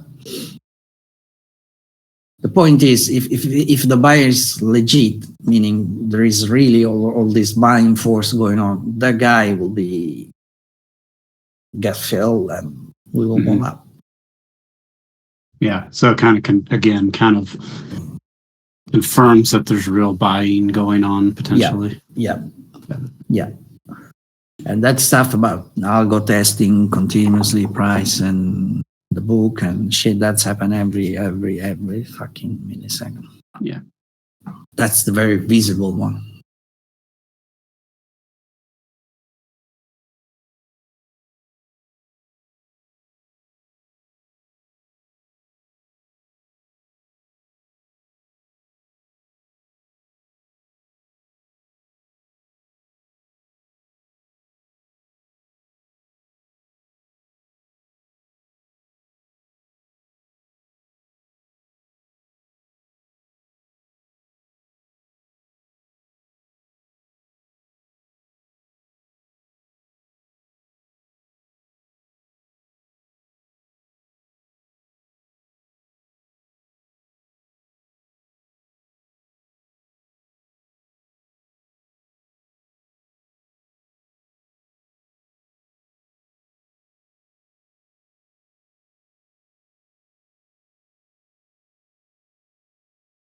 So when you said earlier you were managing a position, and if it's too early to get into some of the stuff, that's fine. But when you looked today at what the market was doing, what was kind of the first thing you saw to get into a position? Just So that let's makes say I was, let's say I wasn't in any of the short before the open, right? So I'm Right. starting to look at the open. Open, let's see, 9:30. Well, there is the short at the open was good. There was something there that was enough for me to take a position. But beside that, on the long side, 9:52, that was a good one. And let's see what other else.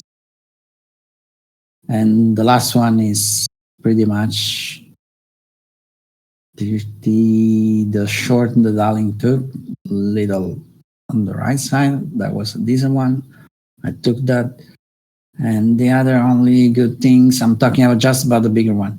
Mhm. The only other decent entry I see is the retest of 56 something at 10, 11, 18, sorry, 10, 18, 30. That was a good one. Beside that, the retest at 11 o'clock pretty much. That was the last good entry I can see here.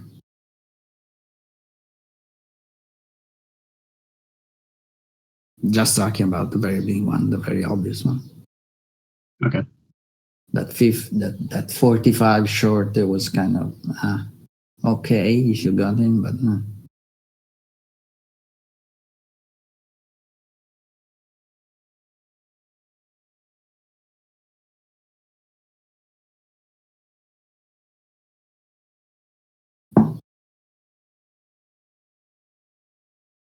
Basically, let me take out my trades off the screen. Show order film. No, thank you.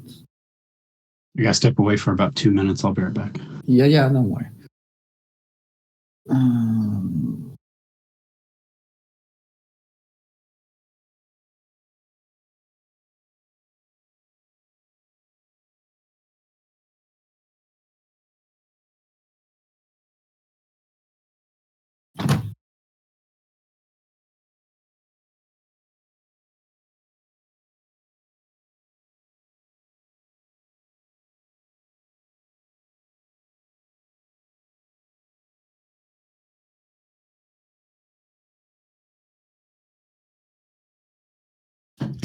So when you do your assumption, okay, from here on I assume big buying, from here on I assume big selling, and this is the price they need to defend or support. It doesn't make sense to do that on basically every tick, right? Or every little swing.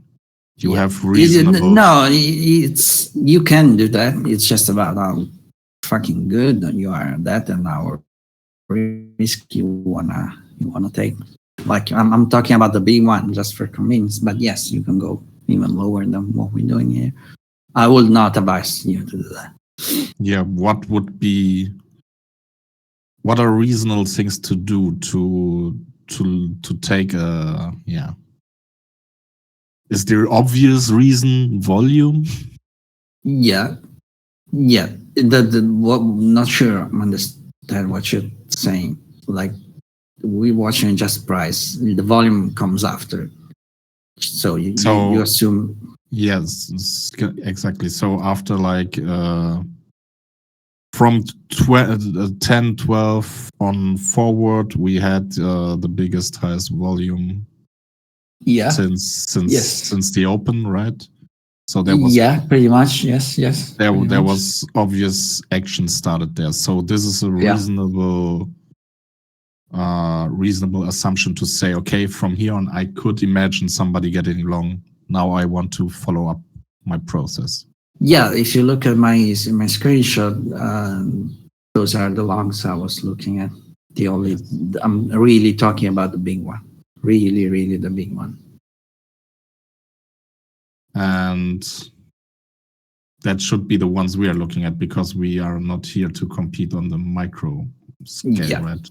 Yeah, generally speaking, yes. You can go lower and go a little bit crazy. Again, it's tough life.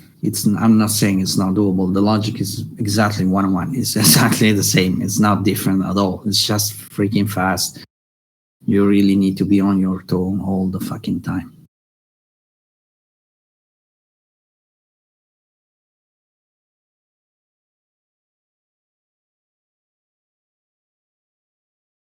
There are other good longs or selling points on the chart.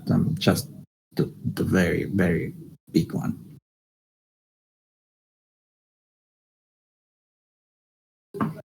Not that I took every position on any one of that. Don't assume that. I'm good, but not that good. Especially if I'm fucking talking.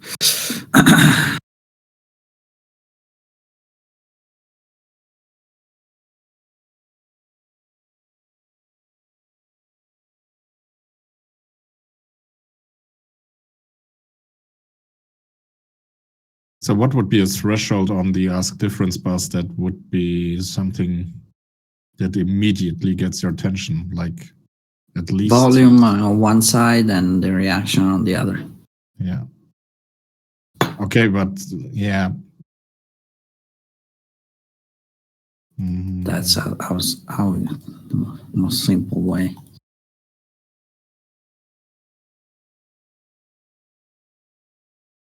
Yeah, so like extreme selling volume that stops and then the reaction the other way or vice versa and I think that's maybe when Alan was talking earlier about the 45 short, you could see all the buying, but it was kind of at the spot where the sellers were kicking in and they just got absorbed. Yeah, so pretty much. Kind of flipping back and forth. Do you recommend trying to see both sides all the time or focusing on recognizing, I guess it's probably the same thing either direction, but like long-sided versus short-sided, if you don't see a long, you just wait versus trying to if you're watching that, adding is a management kind of stuff. But generally speaking, if you're watching volume, the difference and total, you're watching both sides. Sure. It's impossible to Just focus on the long. Okay. And if you focus on one side, you need to ask yourself if you are trying to see in the chart something that is confirming your bias or not. Yeah. So that's a little bit dangerous. Just trying. Don't forget that your mind will try to fuck with you all the time. So if you want to see a long, at some point you Oh, will yeah. see a reason to get along. Yep. It's just a matter of time. You will see it.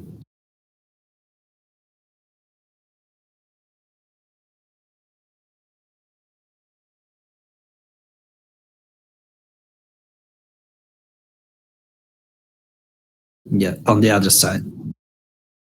Yes. That's pretty much the description of a sort of V-shaped reversal, like a quick one. That's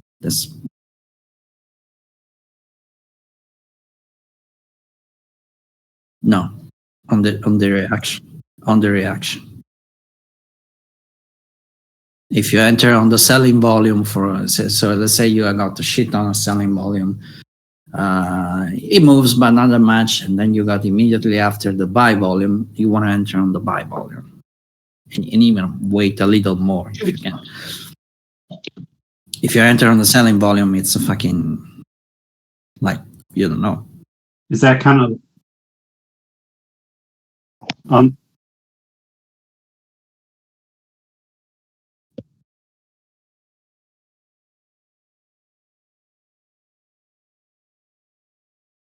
Yeah.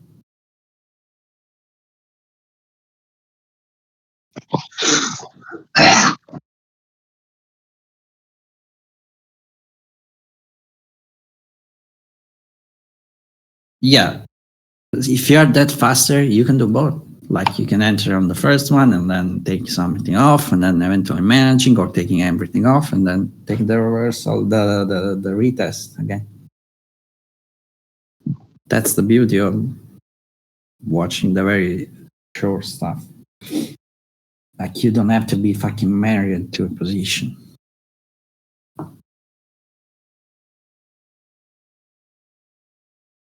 Just don't focus too much on pattern kind of thing, like the retest, the blah blah blah, and all of that. Because at that point you're looking for a reason to get a long or a short, like an excuse. You will get a longer short anyhow if you're looking into that. So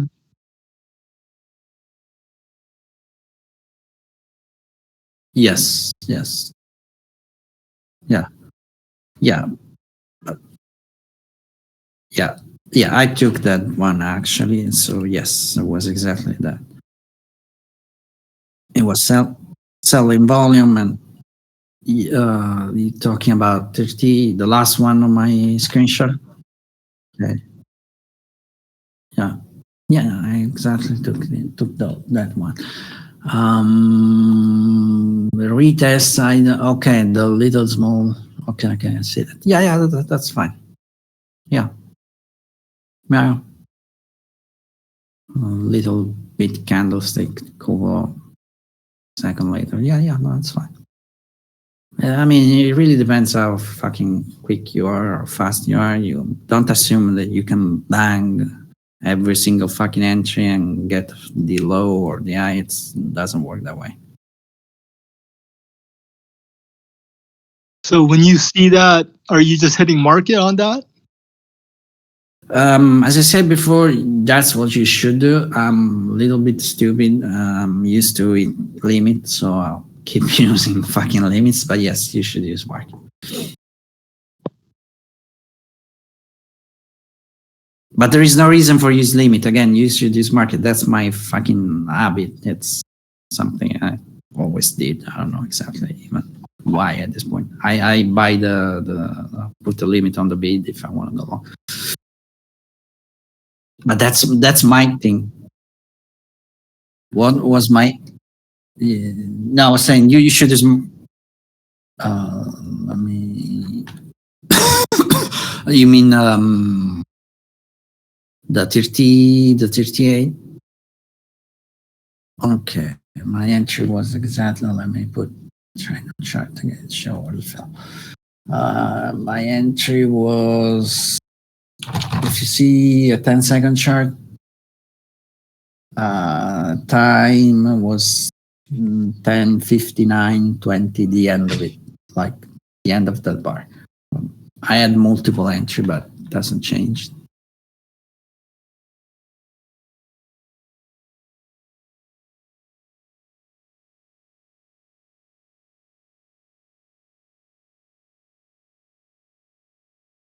Yeah.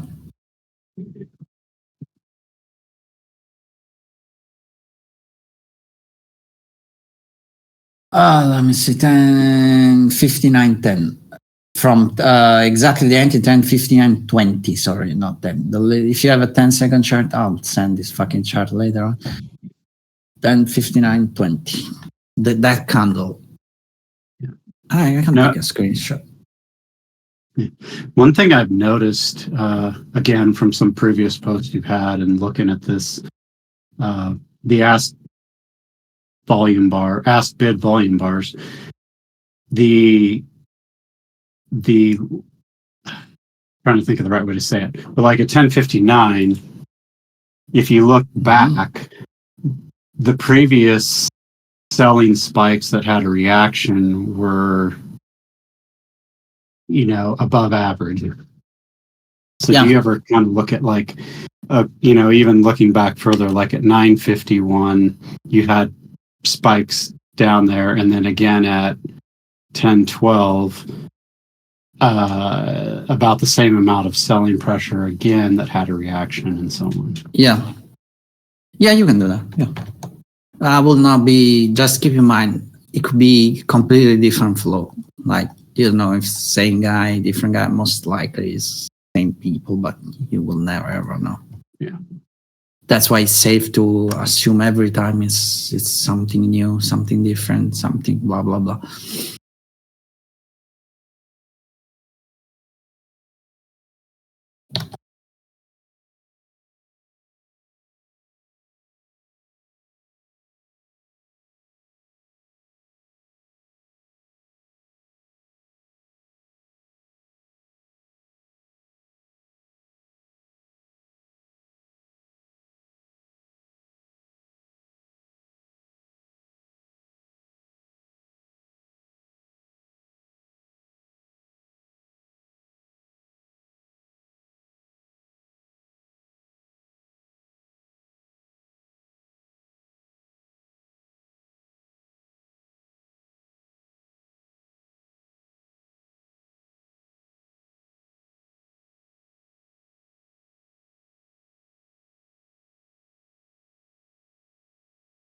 Yeah.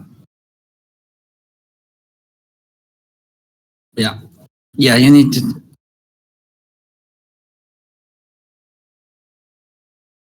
Yeah.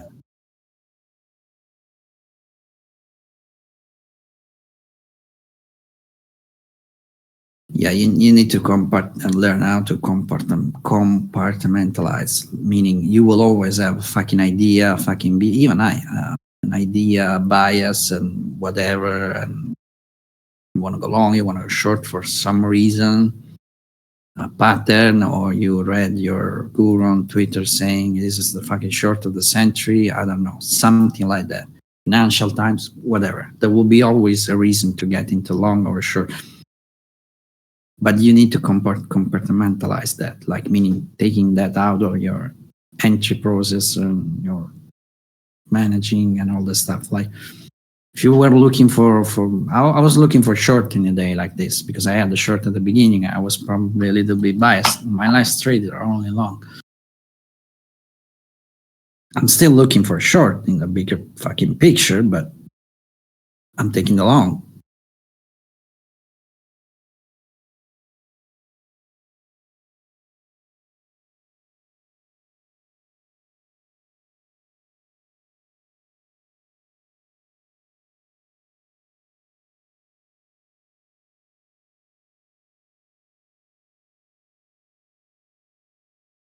I got you. Got you. Got you.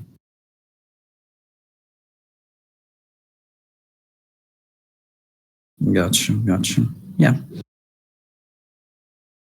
Yeah. Just be aware of the stuff. Like that's you will never get rid of it. Just don't trade that. Like in your mind, it should be something. Yes, there is all that. I'm taking that short because there is or long or whatever, because there is an actual flow, or because I wanna see that stuff because I'm fucking biased on one side.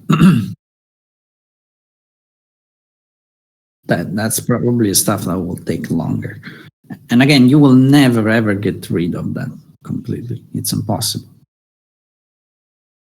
Yeah.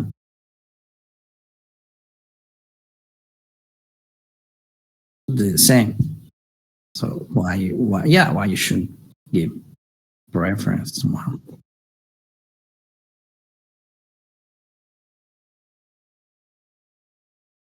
Yeah.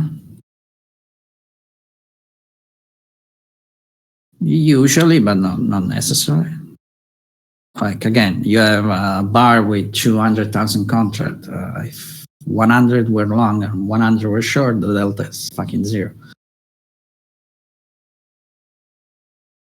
And that's significant volume. So yeah, you need to fucking vote for sure. That's especially on the short kind of stuff. The bigger stuff, you need to be more careful with that.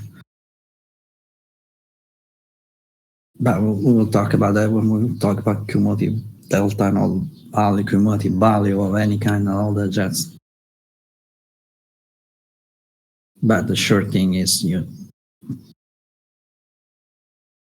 when you're looking at the big stuff, you really not seeing where the volume was. Like a big volume on a 1 hour candle, yes, but where was actually the volume? On the top of the candle, on low, on the middle, was something else. It's granularity.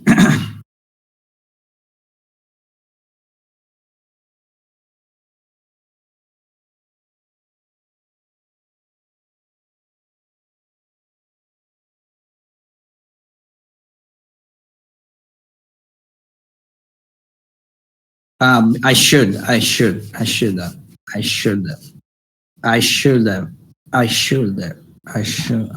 have. That's a mistake on my side. Absolutely. I should have gotten something at 41. Something. Yeah. So exactly like 61, 1 minute after my entry, my last entry.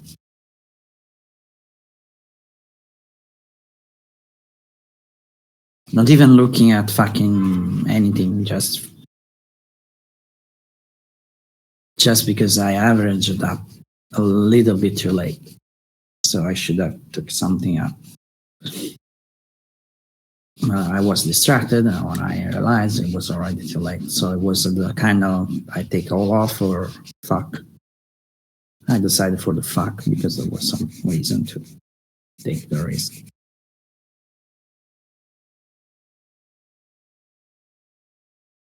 But you're right. I should have averaged, took something off there, 100%.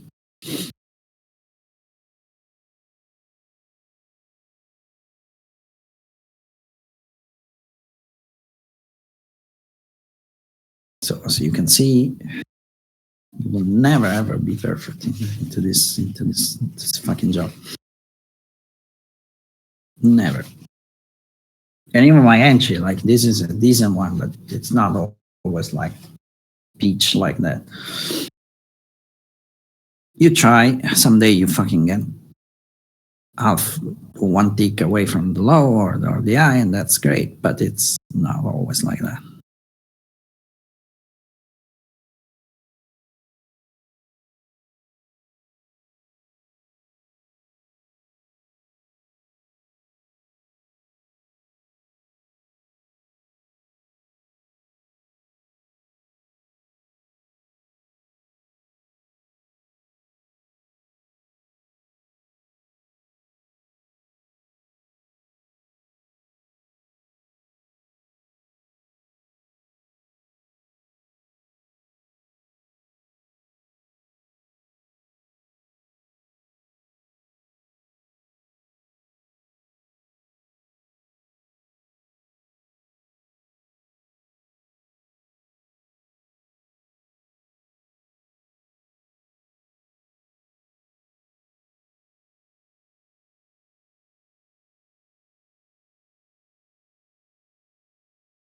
read to this document. I'm fucking crazy.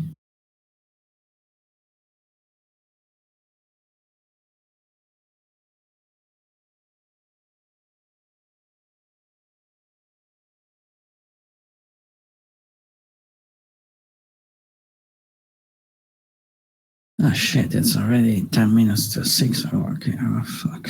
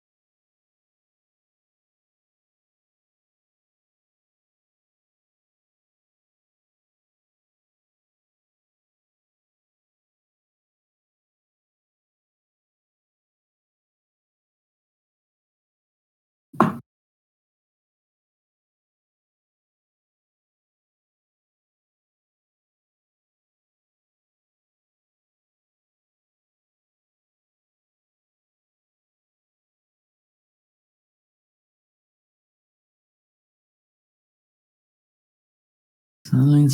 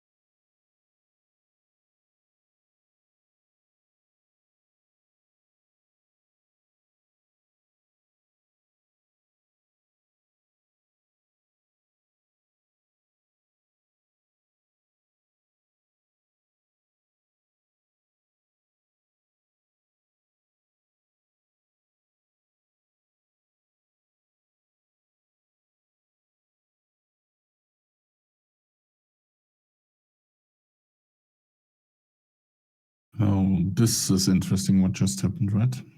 Yeah. Yep.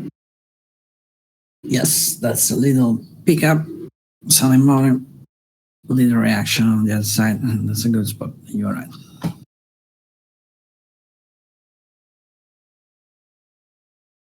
Still a lot of selling pressure, but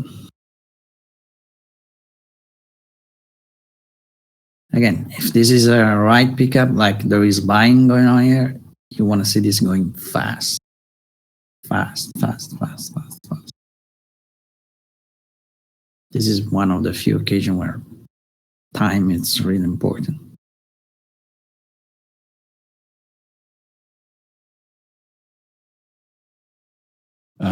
Based on, or let's say why? Why would you say it's important here that Because you saw the selling little kind of extreme, right? That's Mhm. what you were saying. So, and there was a reaction on the buy side, right? Exactly. On the other side. So if there was more selling, that seller will immediately jumping again. That will happen, but will be other player if we will stay the more into this area. Don't know if that makes sense. Yeah, no, that makes perfect sense. Now, evaluating that, it's really, really fucking hard Mm. because you don't have any, reference. Like, how long is a lot of time in this context?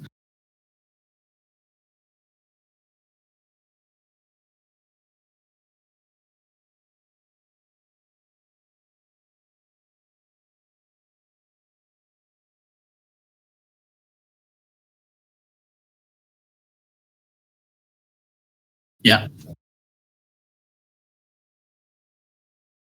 Yeah.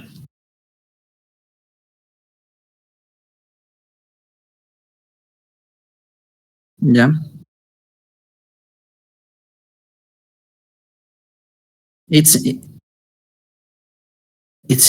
a small scale. It's exactly what we're saying for the rest of the stuff. Like, that's the spot where the seller will need to jump in and the buyer need to take off. It's exactly that, if you think about it. Nothing different.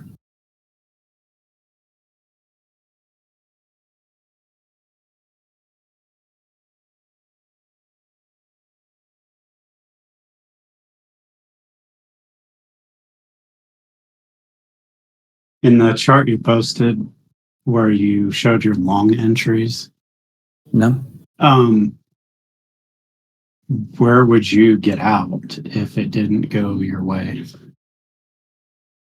I should have take partial profit at least 41. Okay. Pretty much break even. At that point, I was not willing to take probably one tick. Where exactly when? No, maybe 3 tick. Keep in mind I had multiple contracts, so my average was the first was more contracts, so my average was like 59 something. Let me see exactly what was. Yeah.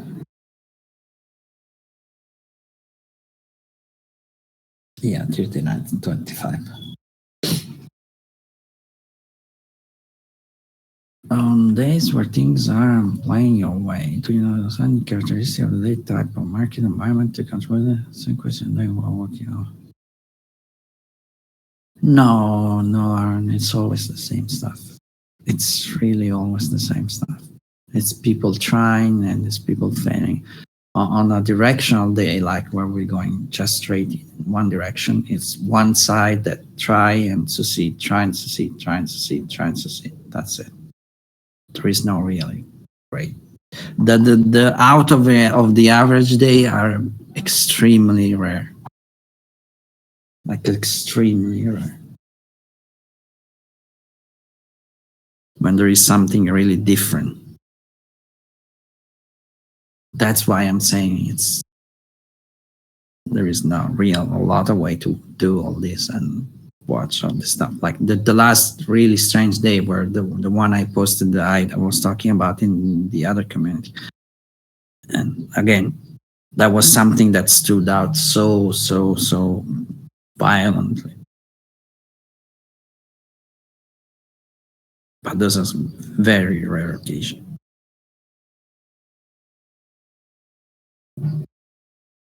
So here we just had you had the selling pressure with the buyer reaction. Exactly what was happening before, just a little bit. And maybe you can assume he's the same guy on both sides. Yeah. That I have no fucking clue. Yeah.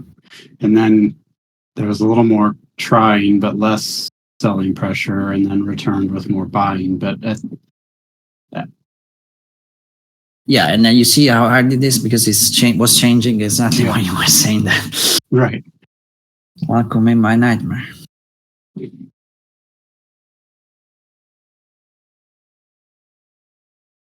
But yes, you are right. But again, that's why you need to try to do this, the drawing, the price action, and in the future the volume and all that other stuff live, and even speak about it, because you will see this shit is fucking changing the moment I'm starting to say, oh, it's a Yeah. good long oh, Yeah. fuck. Yep. That's and maybe you are 100% right. That's the lesson. It was a good long. It's gone. Half a second.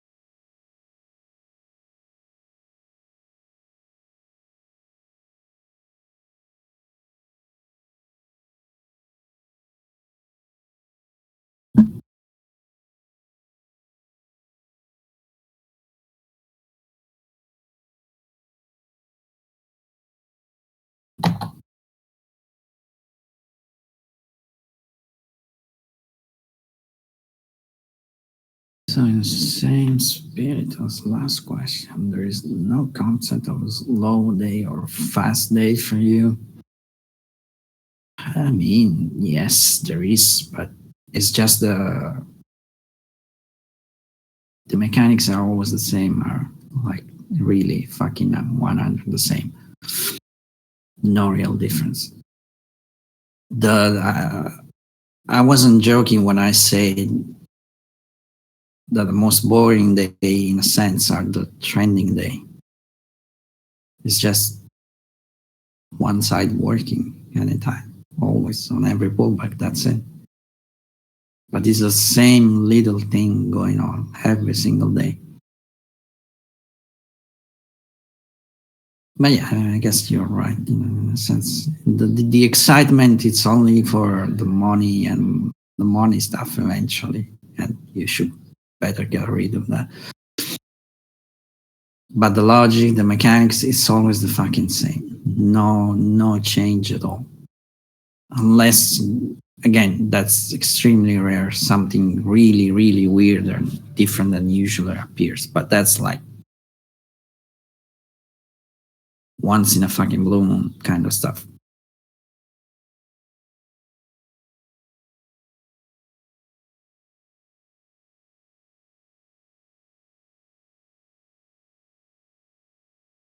If you find exciting, it's because of you. It's not nothing different is happening. That's the point.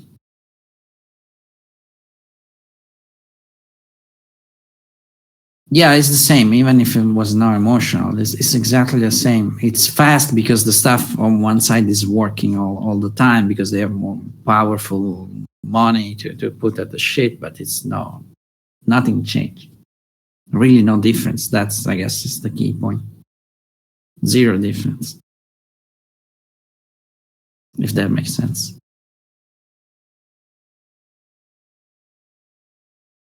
Directional day or fast day, let's assume fast day is directional, boring and a little more challenging if you're trying to fucking pick up the opposite side, but the mechanics, again, always the same, 100% the same. In terms of actionable things to do, it's pretty much the same. Absolutely the same. The part where it gets tricky is like you're getting the longs or the short in the right spot, and you need to get out after a couple of point, 3 point, 4 point. That's, but the action you are trying to, let me pass that. Yeah, exactly. No difference. It's just that you got a good one that you can hold on fucking 30 point on plus the average eventually and managing and blah, blah, blah on a quote unquote good day, while on the bad day, it will stay in a fucking range for 6 hours or whatever. But yes, execution, if we're talking about zero difference, zero. Could be different magnitude of volume, could be different sort of stuff, but zero.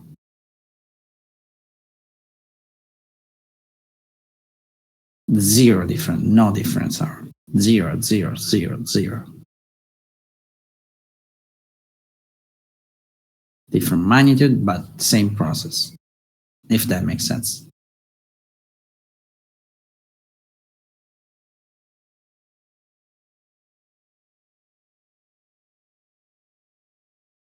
Same fucking stuff.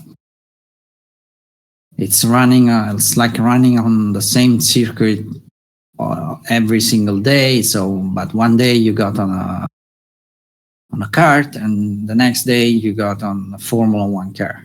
That could be the difference, but it's the same process. So no difference in execution, not at all.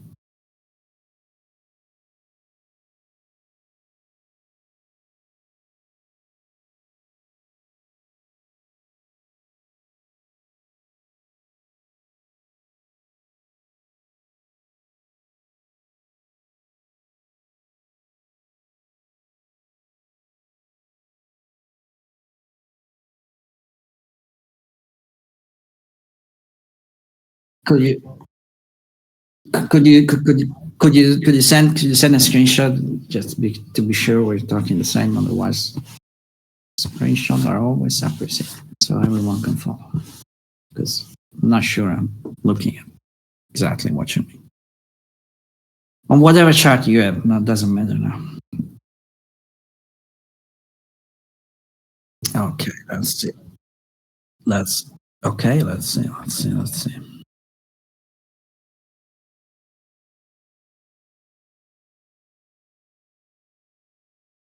Mm-hmm. Mm-hmm. Yes. Yes. Yes. Yes, I actually bought that. If you're talking about the last one, yes. Oh, yeah.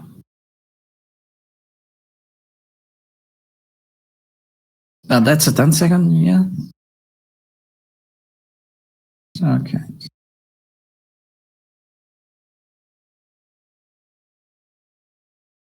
Yeah.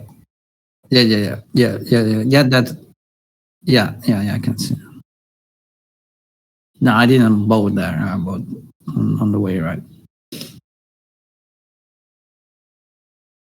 But yes.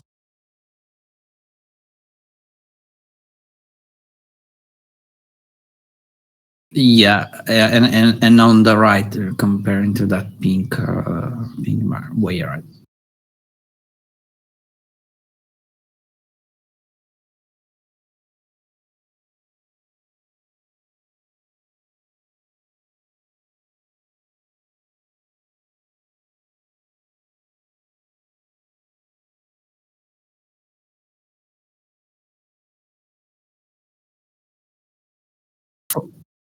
I was looking at 44 as a sort of same what we're doing. We need to stay on top of that. 43 something, 44. So that was the first getting out, and I scratched the rest a few seconds after because I didn't like it.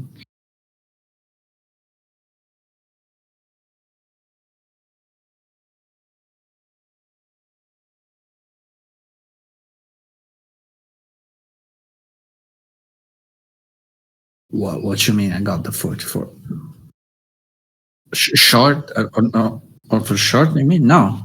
No. I got out 40 fucking 4. I got out my first, let's say 50% of the position was exactly 50%, but it doesn't matter.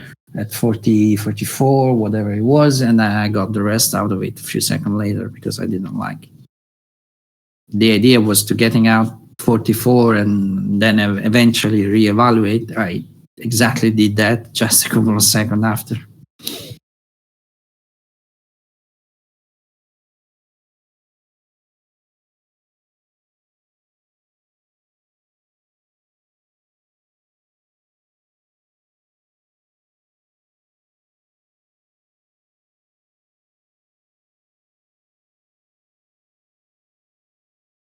Mm-hmm.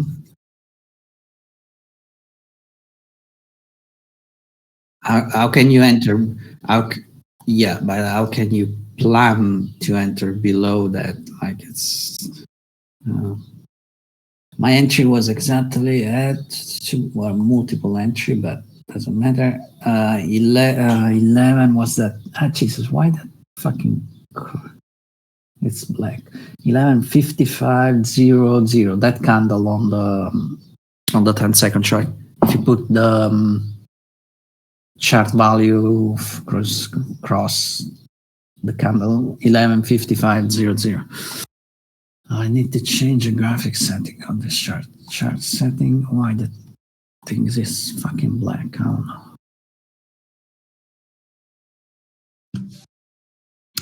Do you execute on the 10 seconds or the 2 seconds? I execute whatever I'm looking at. I have a DOM always on forward on my chart. I execute on that. Okay. So it depends what I'm looking at. Like if I'm looking at 2 seconds, you can say I'm executing on 2 seconds, but in reality, it's just the same. I'm not executing on the chart. I'm executing on the DOM. Yeah, technically no, speaking. that was badly worded. I guess. What is your lowest time frame chart? The DOM, I guess, which is not a time frame at all. Can get more fast than that. But yeah, I don't go more lower than 10 second is a good chart. It's a decent chart for yes. That's what you should look at for this little kind of stuff.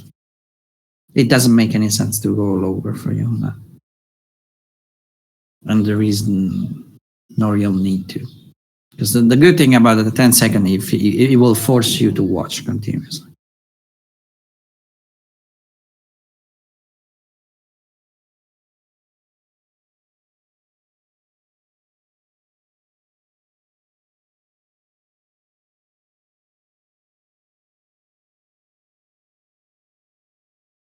Yeah, the big spike in volume on the selling side and some reaction on the buy side that you cannot see on that 10-second chart.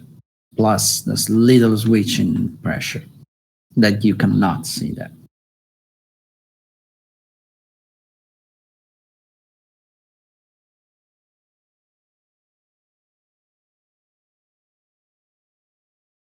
No, other stuff, you cannot see that.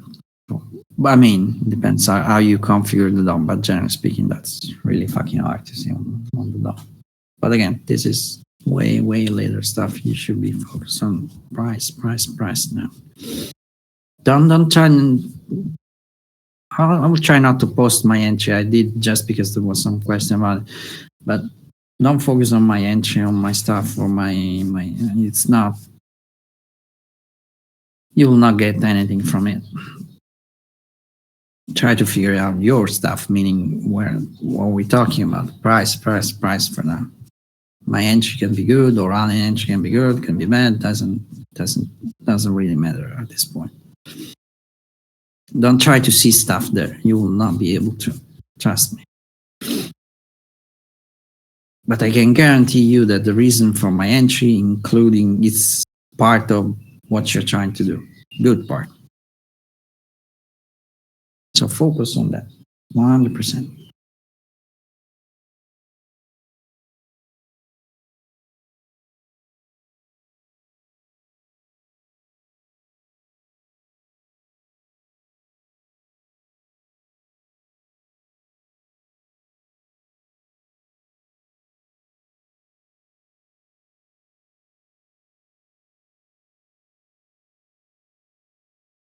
Here, disconnecting. Okay, connect again.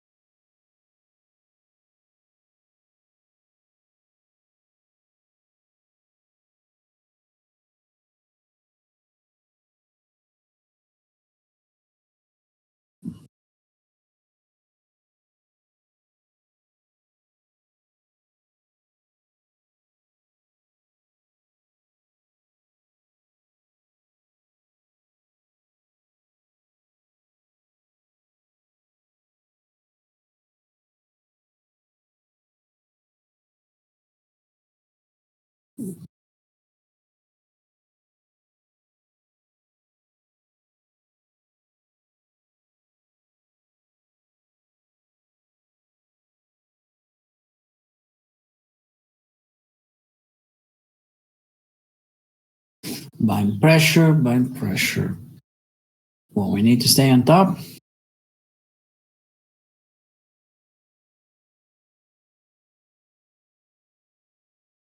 $46. Oh, yes. Or Let's say a little 44. lower than that. Yeah, exactly. Actually, even lower than 44. 41, 75, 41, 50, 41, generally speaking. So very short stuff.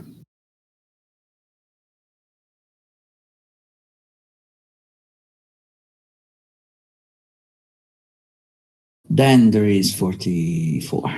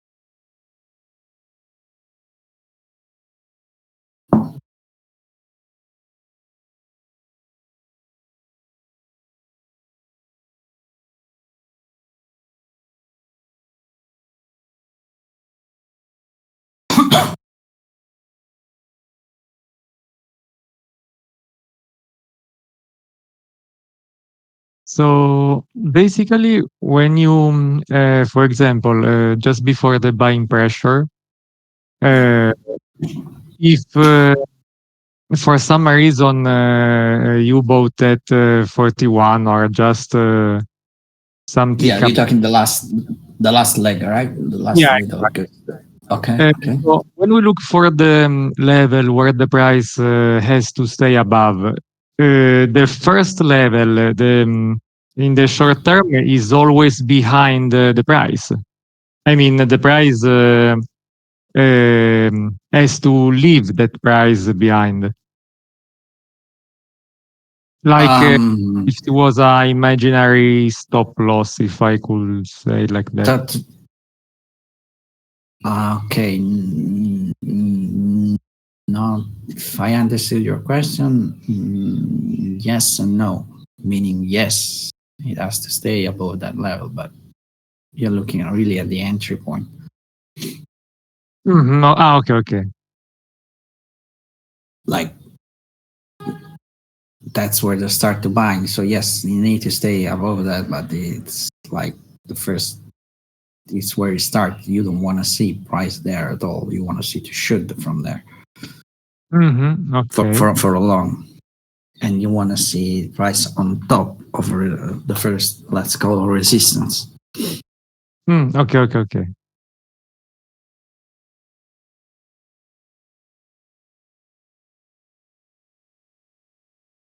Yeah, because I'm noticing that if I try to do this kind of reasonment every time, I'll always look at the higher time frame. Just I need to Like, get. yeah, you're looking at, like, if you're watching the 10 second and then you jump for referencing on the hour, it's no. Yeah. It's no, you're looking at two different, same stuff, but you cannot start on the 10 and then jump on the 1 hour. Mm-hmm. If you took the trade on 10 or you're looking at the 10, the first resistance we need to stay above is something on the 10. It's that kind of, or the 200 charts, fast stuff, that kind of environment. You cannot mix the two things. Mm-hmm. I mean, a good long on the hourly will start on on a flow on the 10 or on 200 or whatever. Keep in mind that there is no magic in 10 second or 200 trades. It's just a convenient way to see relatively fast stuff, but it's no magic into those charts.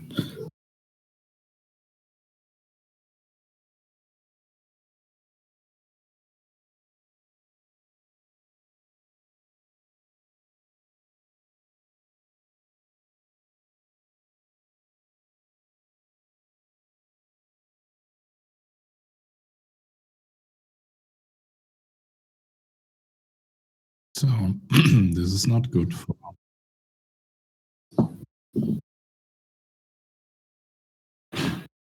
Sorry, I think you got out.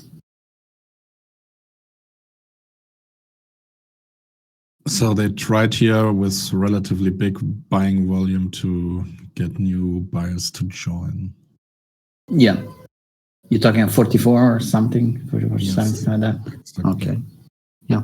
Yeah, it was still good, but yes, it was a little fair. Still good, I would say. Yeah. They will try almost again now. Yeah, you see that exactly now. That was a little try.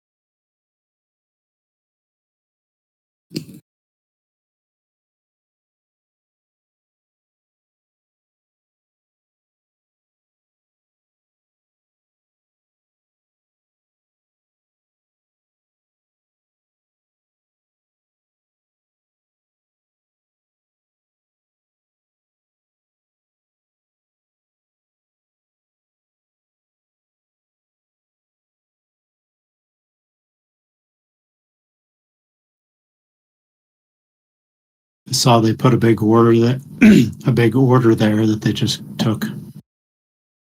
Yeah. I probably missed that. Yeah, 45, you mean? Yeah. Yeah,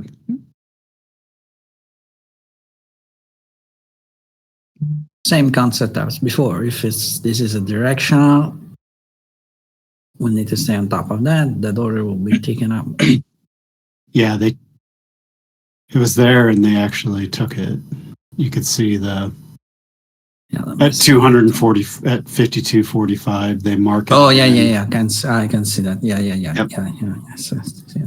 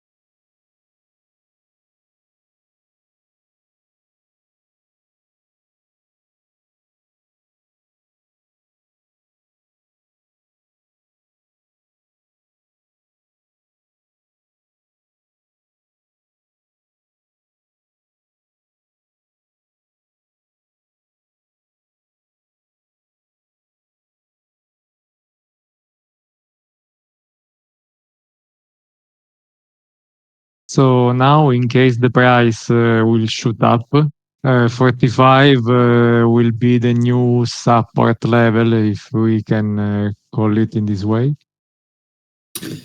Yeah, we are practically at it. So, but yeah, we need to stay on top of that.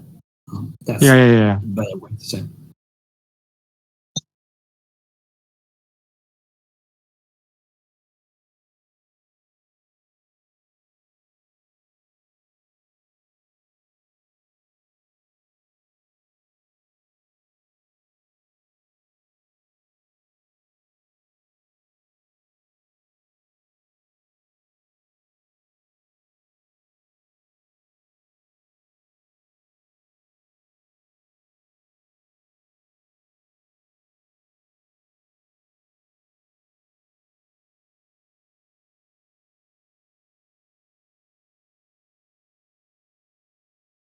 It's interesting, just like earlier when they had that larger order that got hit to kind of kick things going.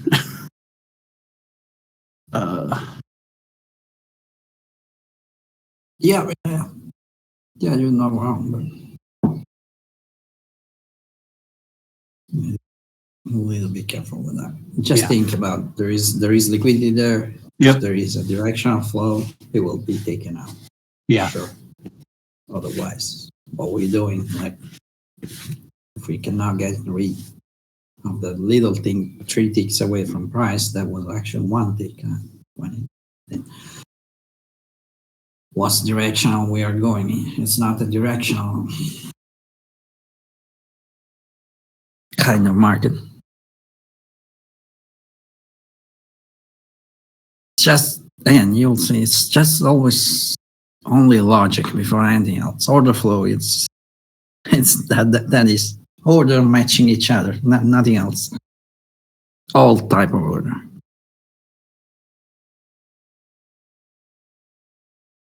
But if you're just looking at the fucking footprint chart, all of that goes away.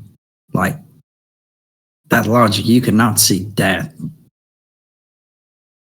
It will see just a big number executed.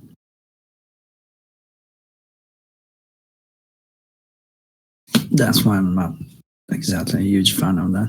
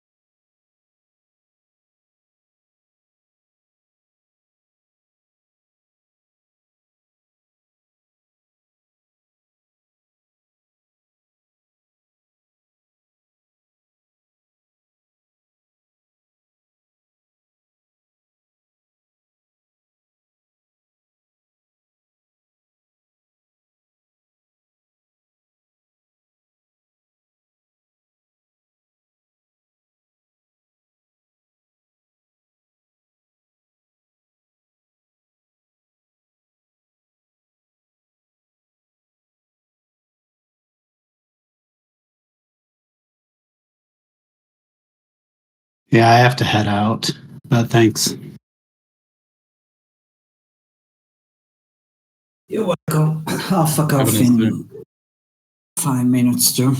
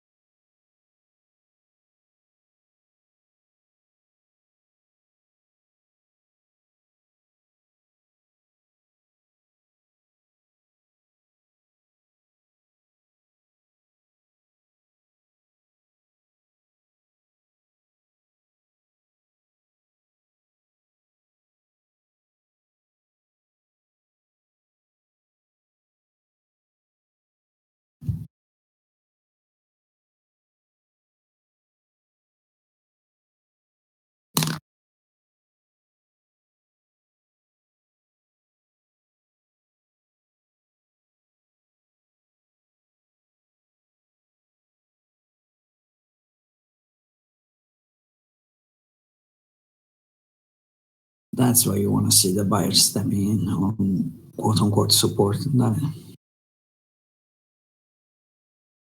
Right here, right now.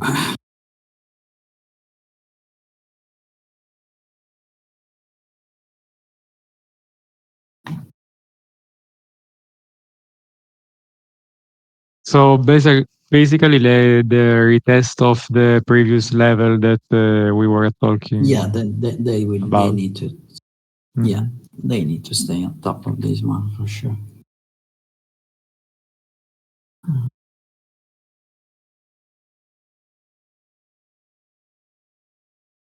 So if you had runners, you would get out at like, and they broke here at 44.50, you would take the whole position off.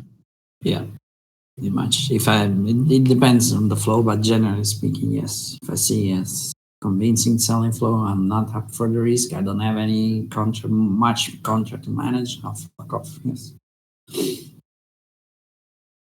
It really depends on that's managing side, how much contract you had, where you get in.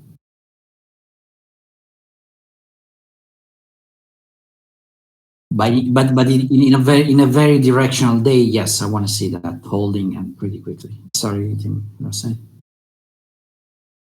Oh, Peter, sorry.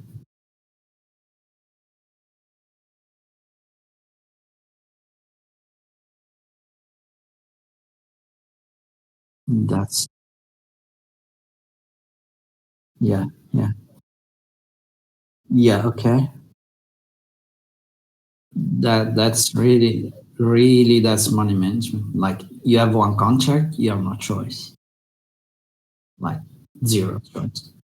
If you're more generally speaking, I'll get out something at 46, just on top of the 45, and then reassess at 40, right now 44, 45.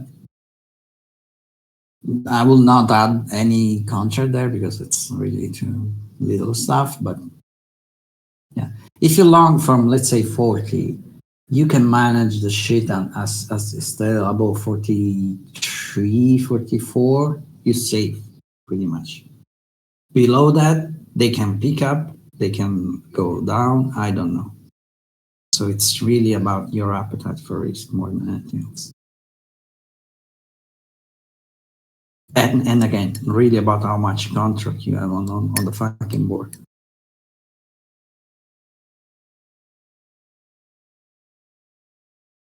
Could be that contract? sellers. Yeah. Sorry. Go on. No, go ahead. Maybe sellers wanted to step in at minutes 46 and 20 seconds because I saw a nice delta. Yes, there was something. Yes. Yes, for sure.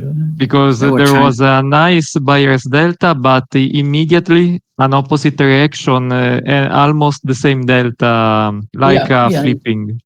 Yes, you're right. There was some selling there. They were just trying to take out that fucking 44, 45. At this point, it's just one fucking big thing. The more we sell there, more will be less precise. But yes, they're trying to step down the shit from here. Not succeeding at this point, but yes, you're right. There was some selling there. But they were looking just at your support. Let's put it this way. Mhm. Trying to take out that.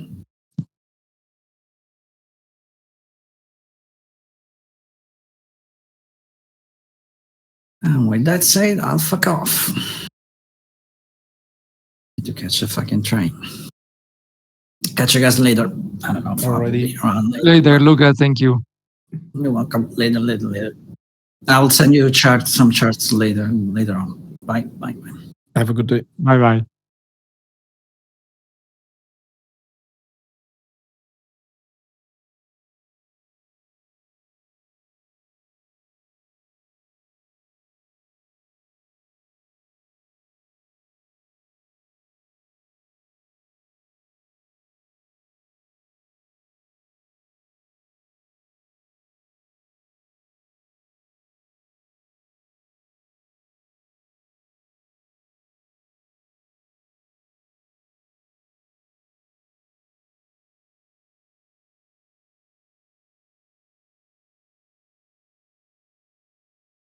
Price shoot up in the exactly moment Luca disconnected.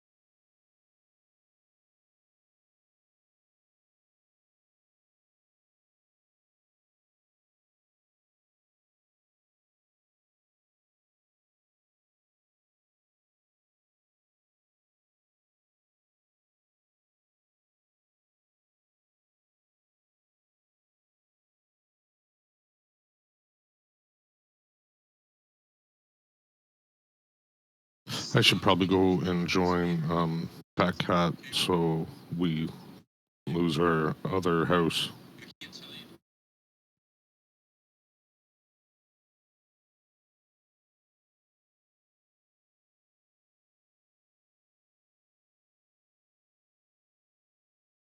Yeah, we're gonna have to have a meeting or whatever to. We should do that sometime. Like today's just not a great day for me, and Timmy's having a nap, so maybe later in the afternoon. We'll see. Yeah, maybe. I'm kind of feeling shitty today. Yeah, a little bit. And Bayman, your mic's really low, but Oh, I said maybe not. I mean, I will do it today, but I prefer not. I feel like shit. yeah, that's fine. Tomorrow or whatever. No, I mean, like, well, we should still at least try and determine what this guy. Yes. You know what I Sounds mean? It seems like he just waltzes. I don't know. Just if for how serious he said he was, he just waltzes in and then he makes comments like 3 hours I earned my bitcoins. Like it doesn't. I don't know. I know we're on day one or whatever, but still, kind of like a cocky professor. You know. We're getting there. We'll see. I don't think we've been here long enough to decide that. But Oh, no, I I do get you. understand what you're getting at. Yeah, look, I get you. I get what you mean. We have, yeah, I know. All right, you take it easy, buddy.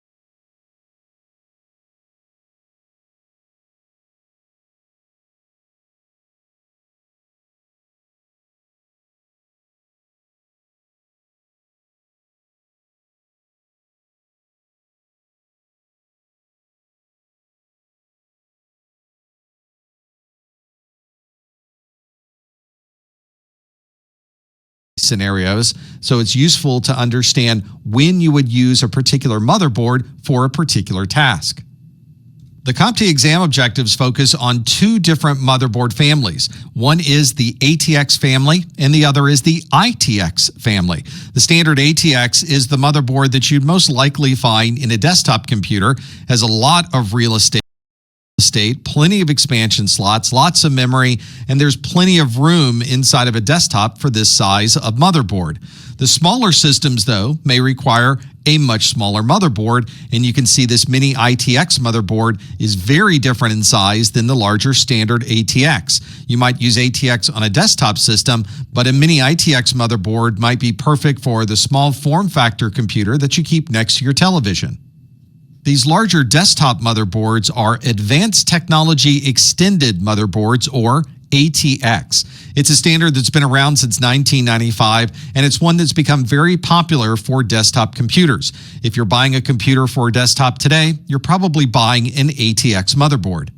There have been a number of updates to the ATX standard over the years, so the ATX motherboard you find today will probably have a power connector that's 20 or 24 pins in size, and there may be additional power on the motherboard for CPU.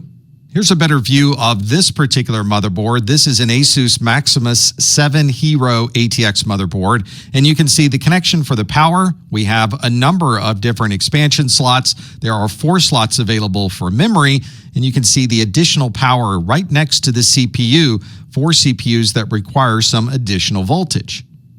If you need more of a smaller form factor for your motherboard, you might want to look at an ITX motherboard. This is a style of motherboard that was created by VIA Technologies in 2001, and it's perfect for small form factors in smaller cases. Although this is relatively small compared to ATX, the screw holes in this motherboard are exactly the same as an ATX motherboard. So you could even install this very small motherboard into a much larger case that was originally designed for ATX. But the real value of these smaller motherboards is that you can fit them into much smaller cases, which can then fit into much smaller areas. I mentioned earlier having a computer right next to your television, and in those cases, it would be nice to have something in a much smaller case instead of having a full-size desktop system right next to your media center.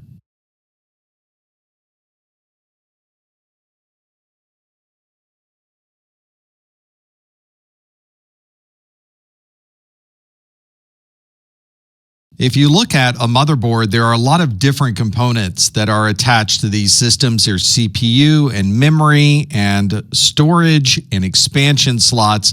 And there needs to be some way that all of these different components can communicate with each other. There are also times we might want to add additional functionality to our motherboard by adding an expansion card into one of the available slots, and that expansion card needs some way to communicate with the memory and the CPU.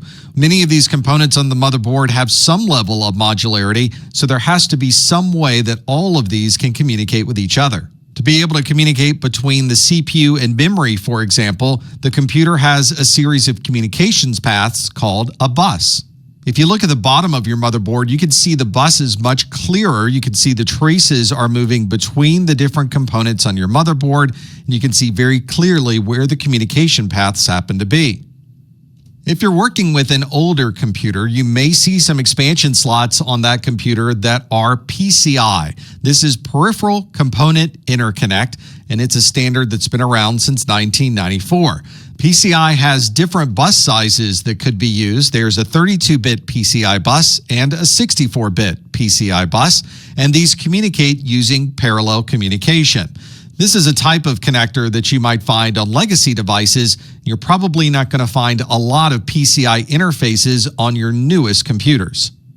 Here's an example of this parallel bus. You can see I have 2 different 32-bit PCI expansion slots, and they are all sharing that same communications path back to a central controller on the motherboard. The 64-bit expansion slot is effectively the same thing. We still have parallel communication and sending all 64 bits across the bus at the same time, but obviously the 64-bit bus is twice as large as the 32-bit bus. Physically, the 64-bit interfaces are also much larger than the 32-bit. You can see the 64-bit PCI slots there at the top and the 32-bit PCI slots at the bottom.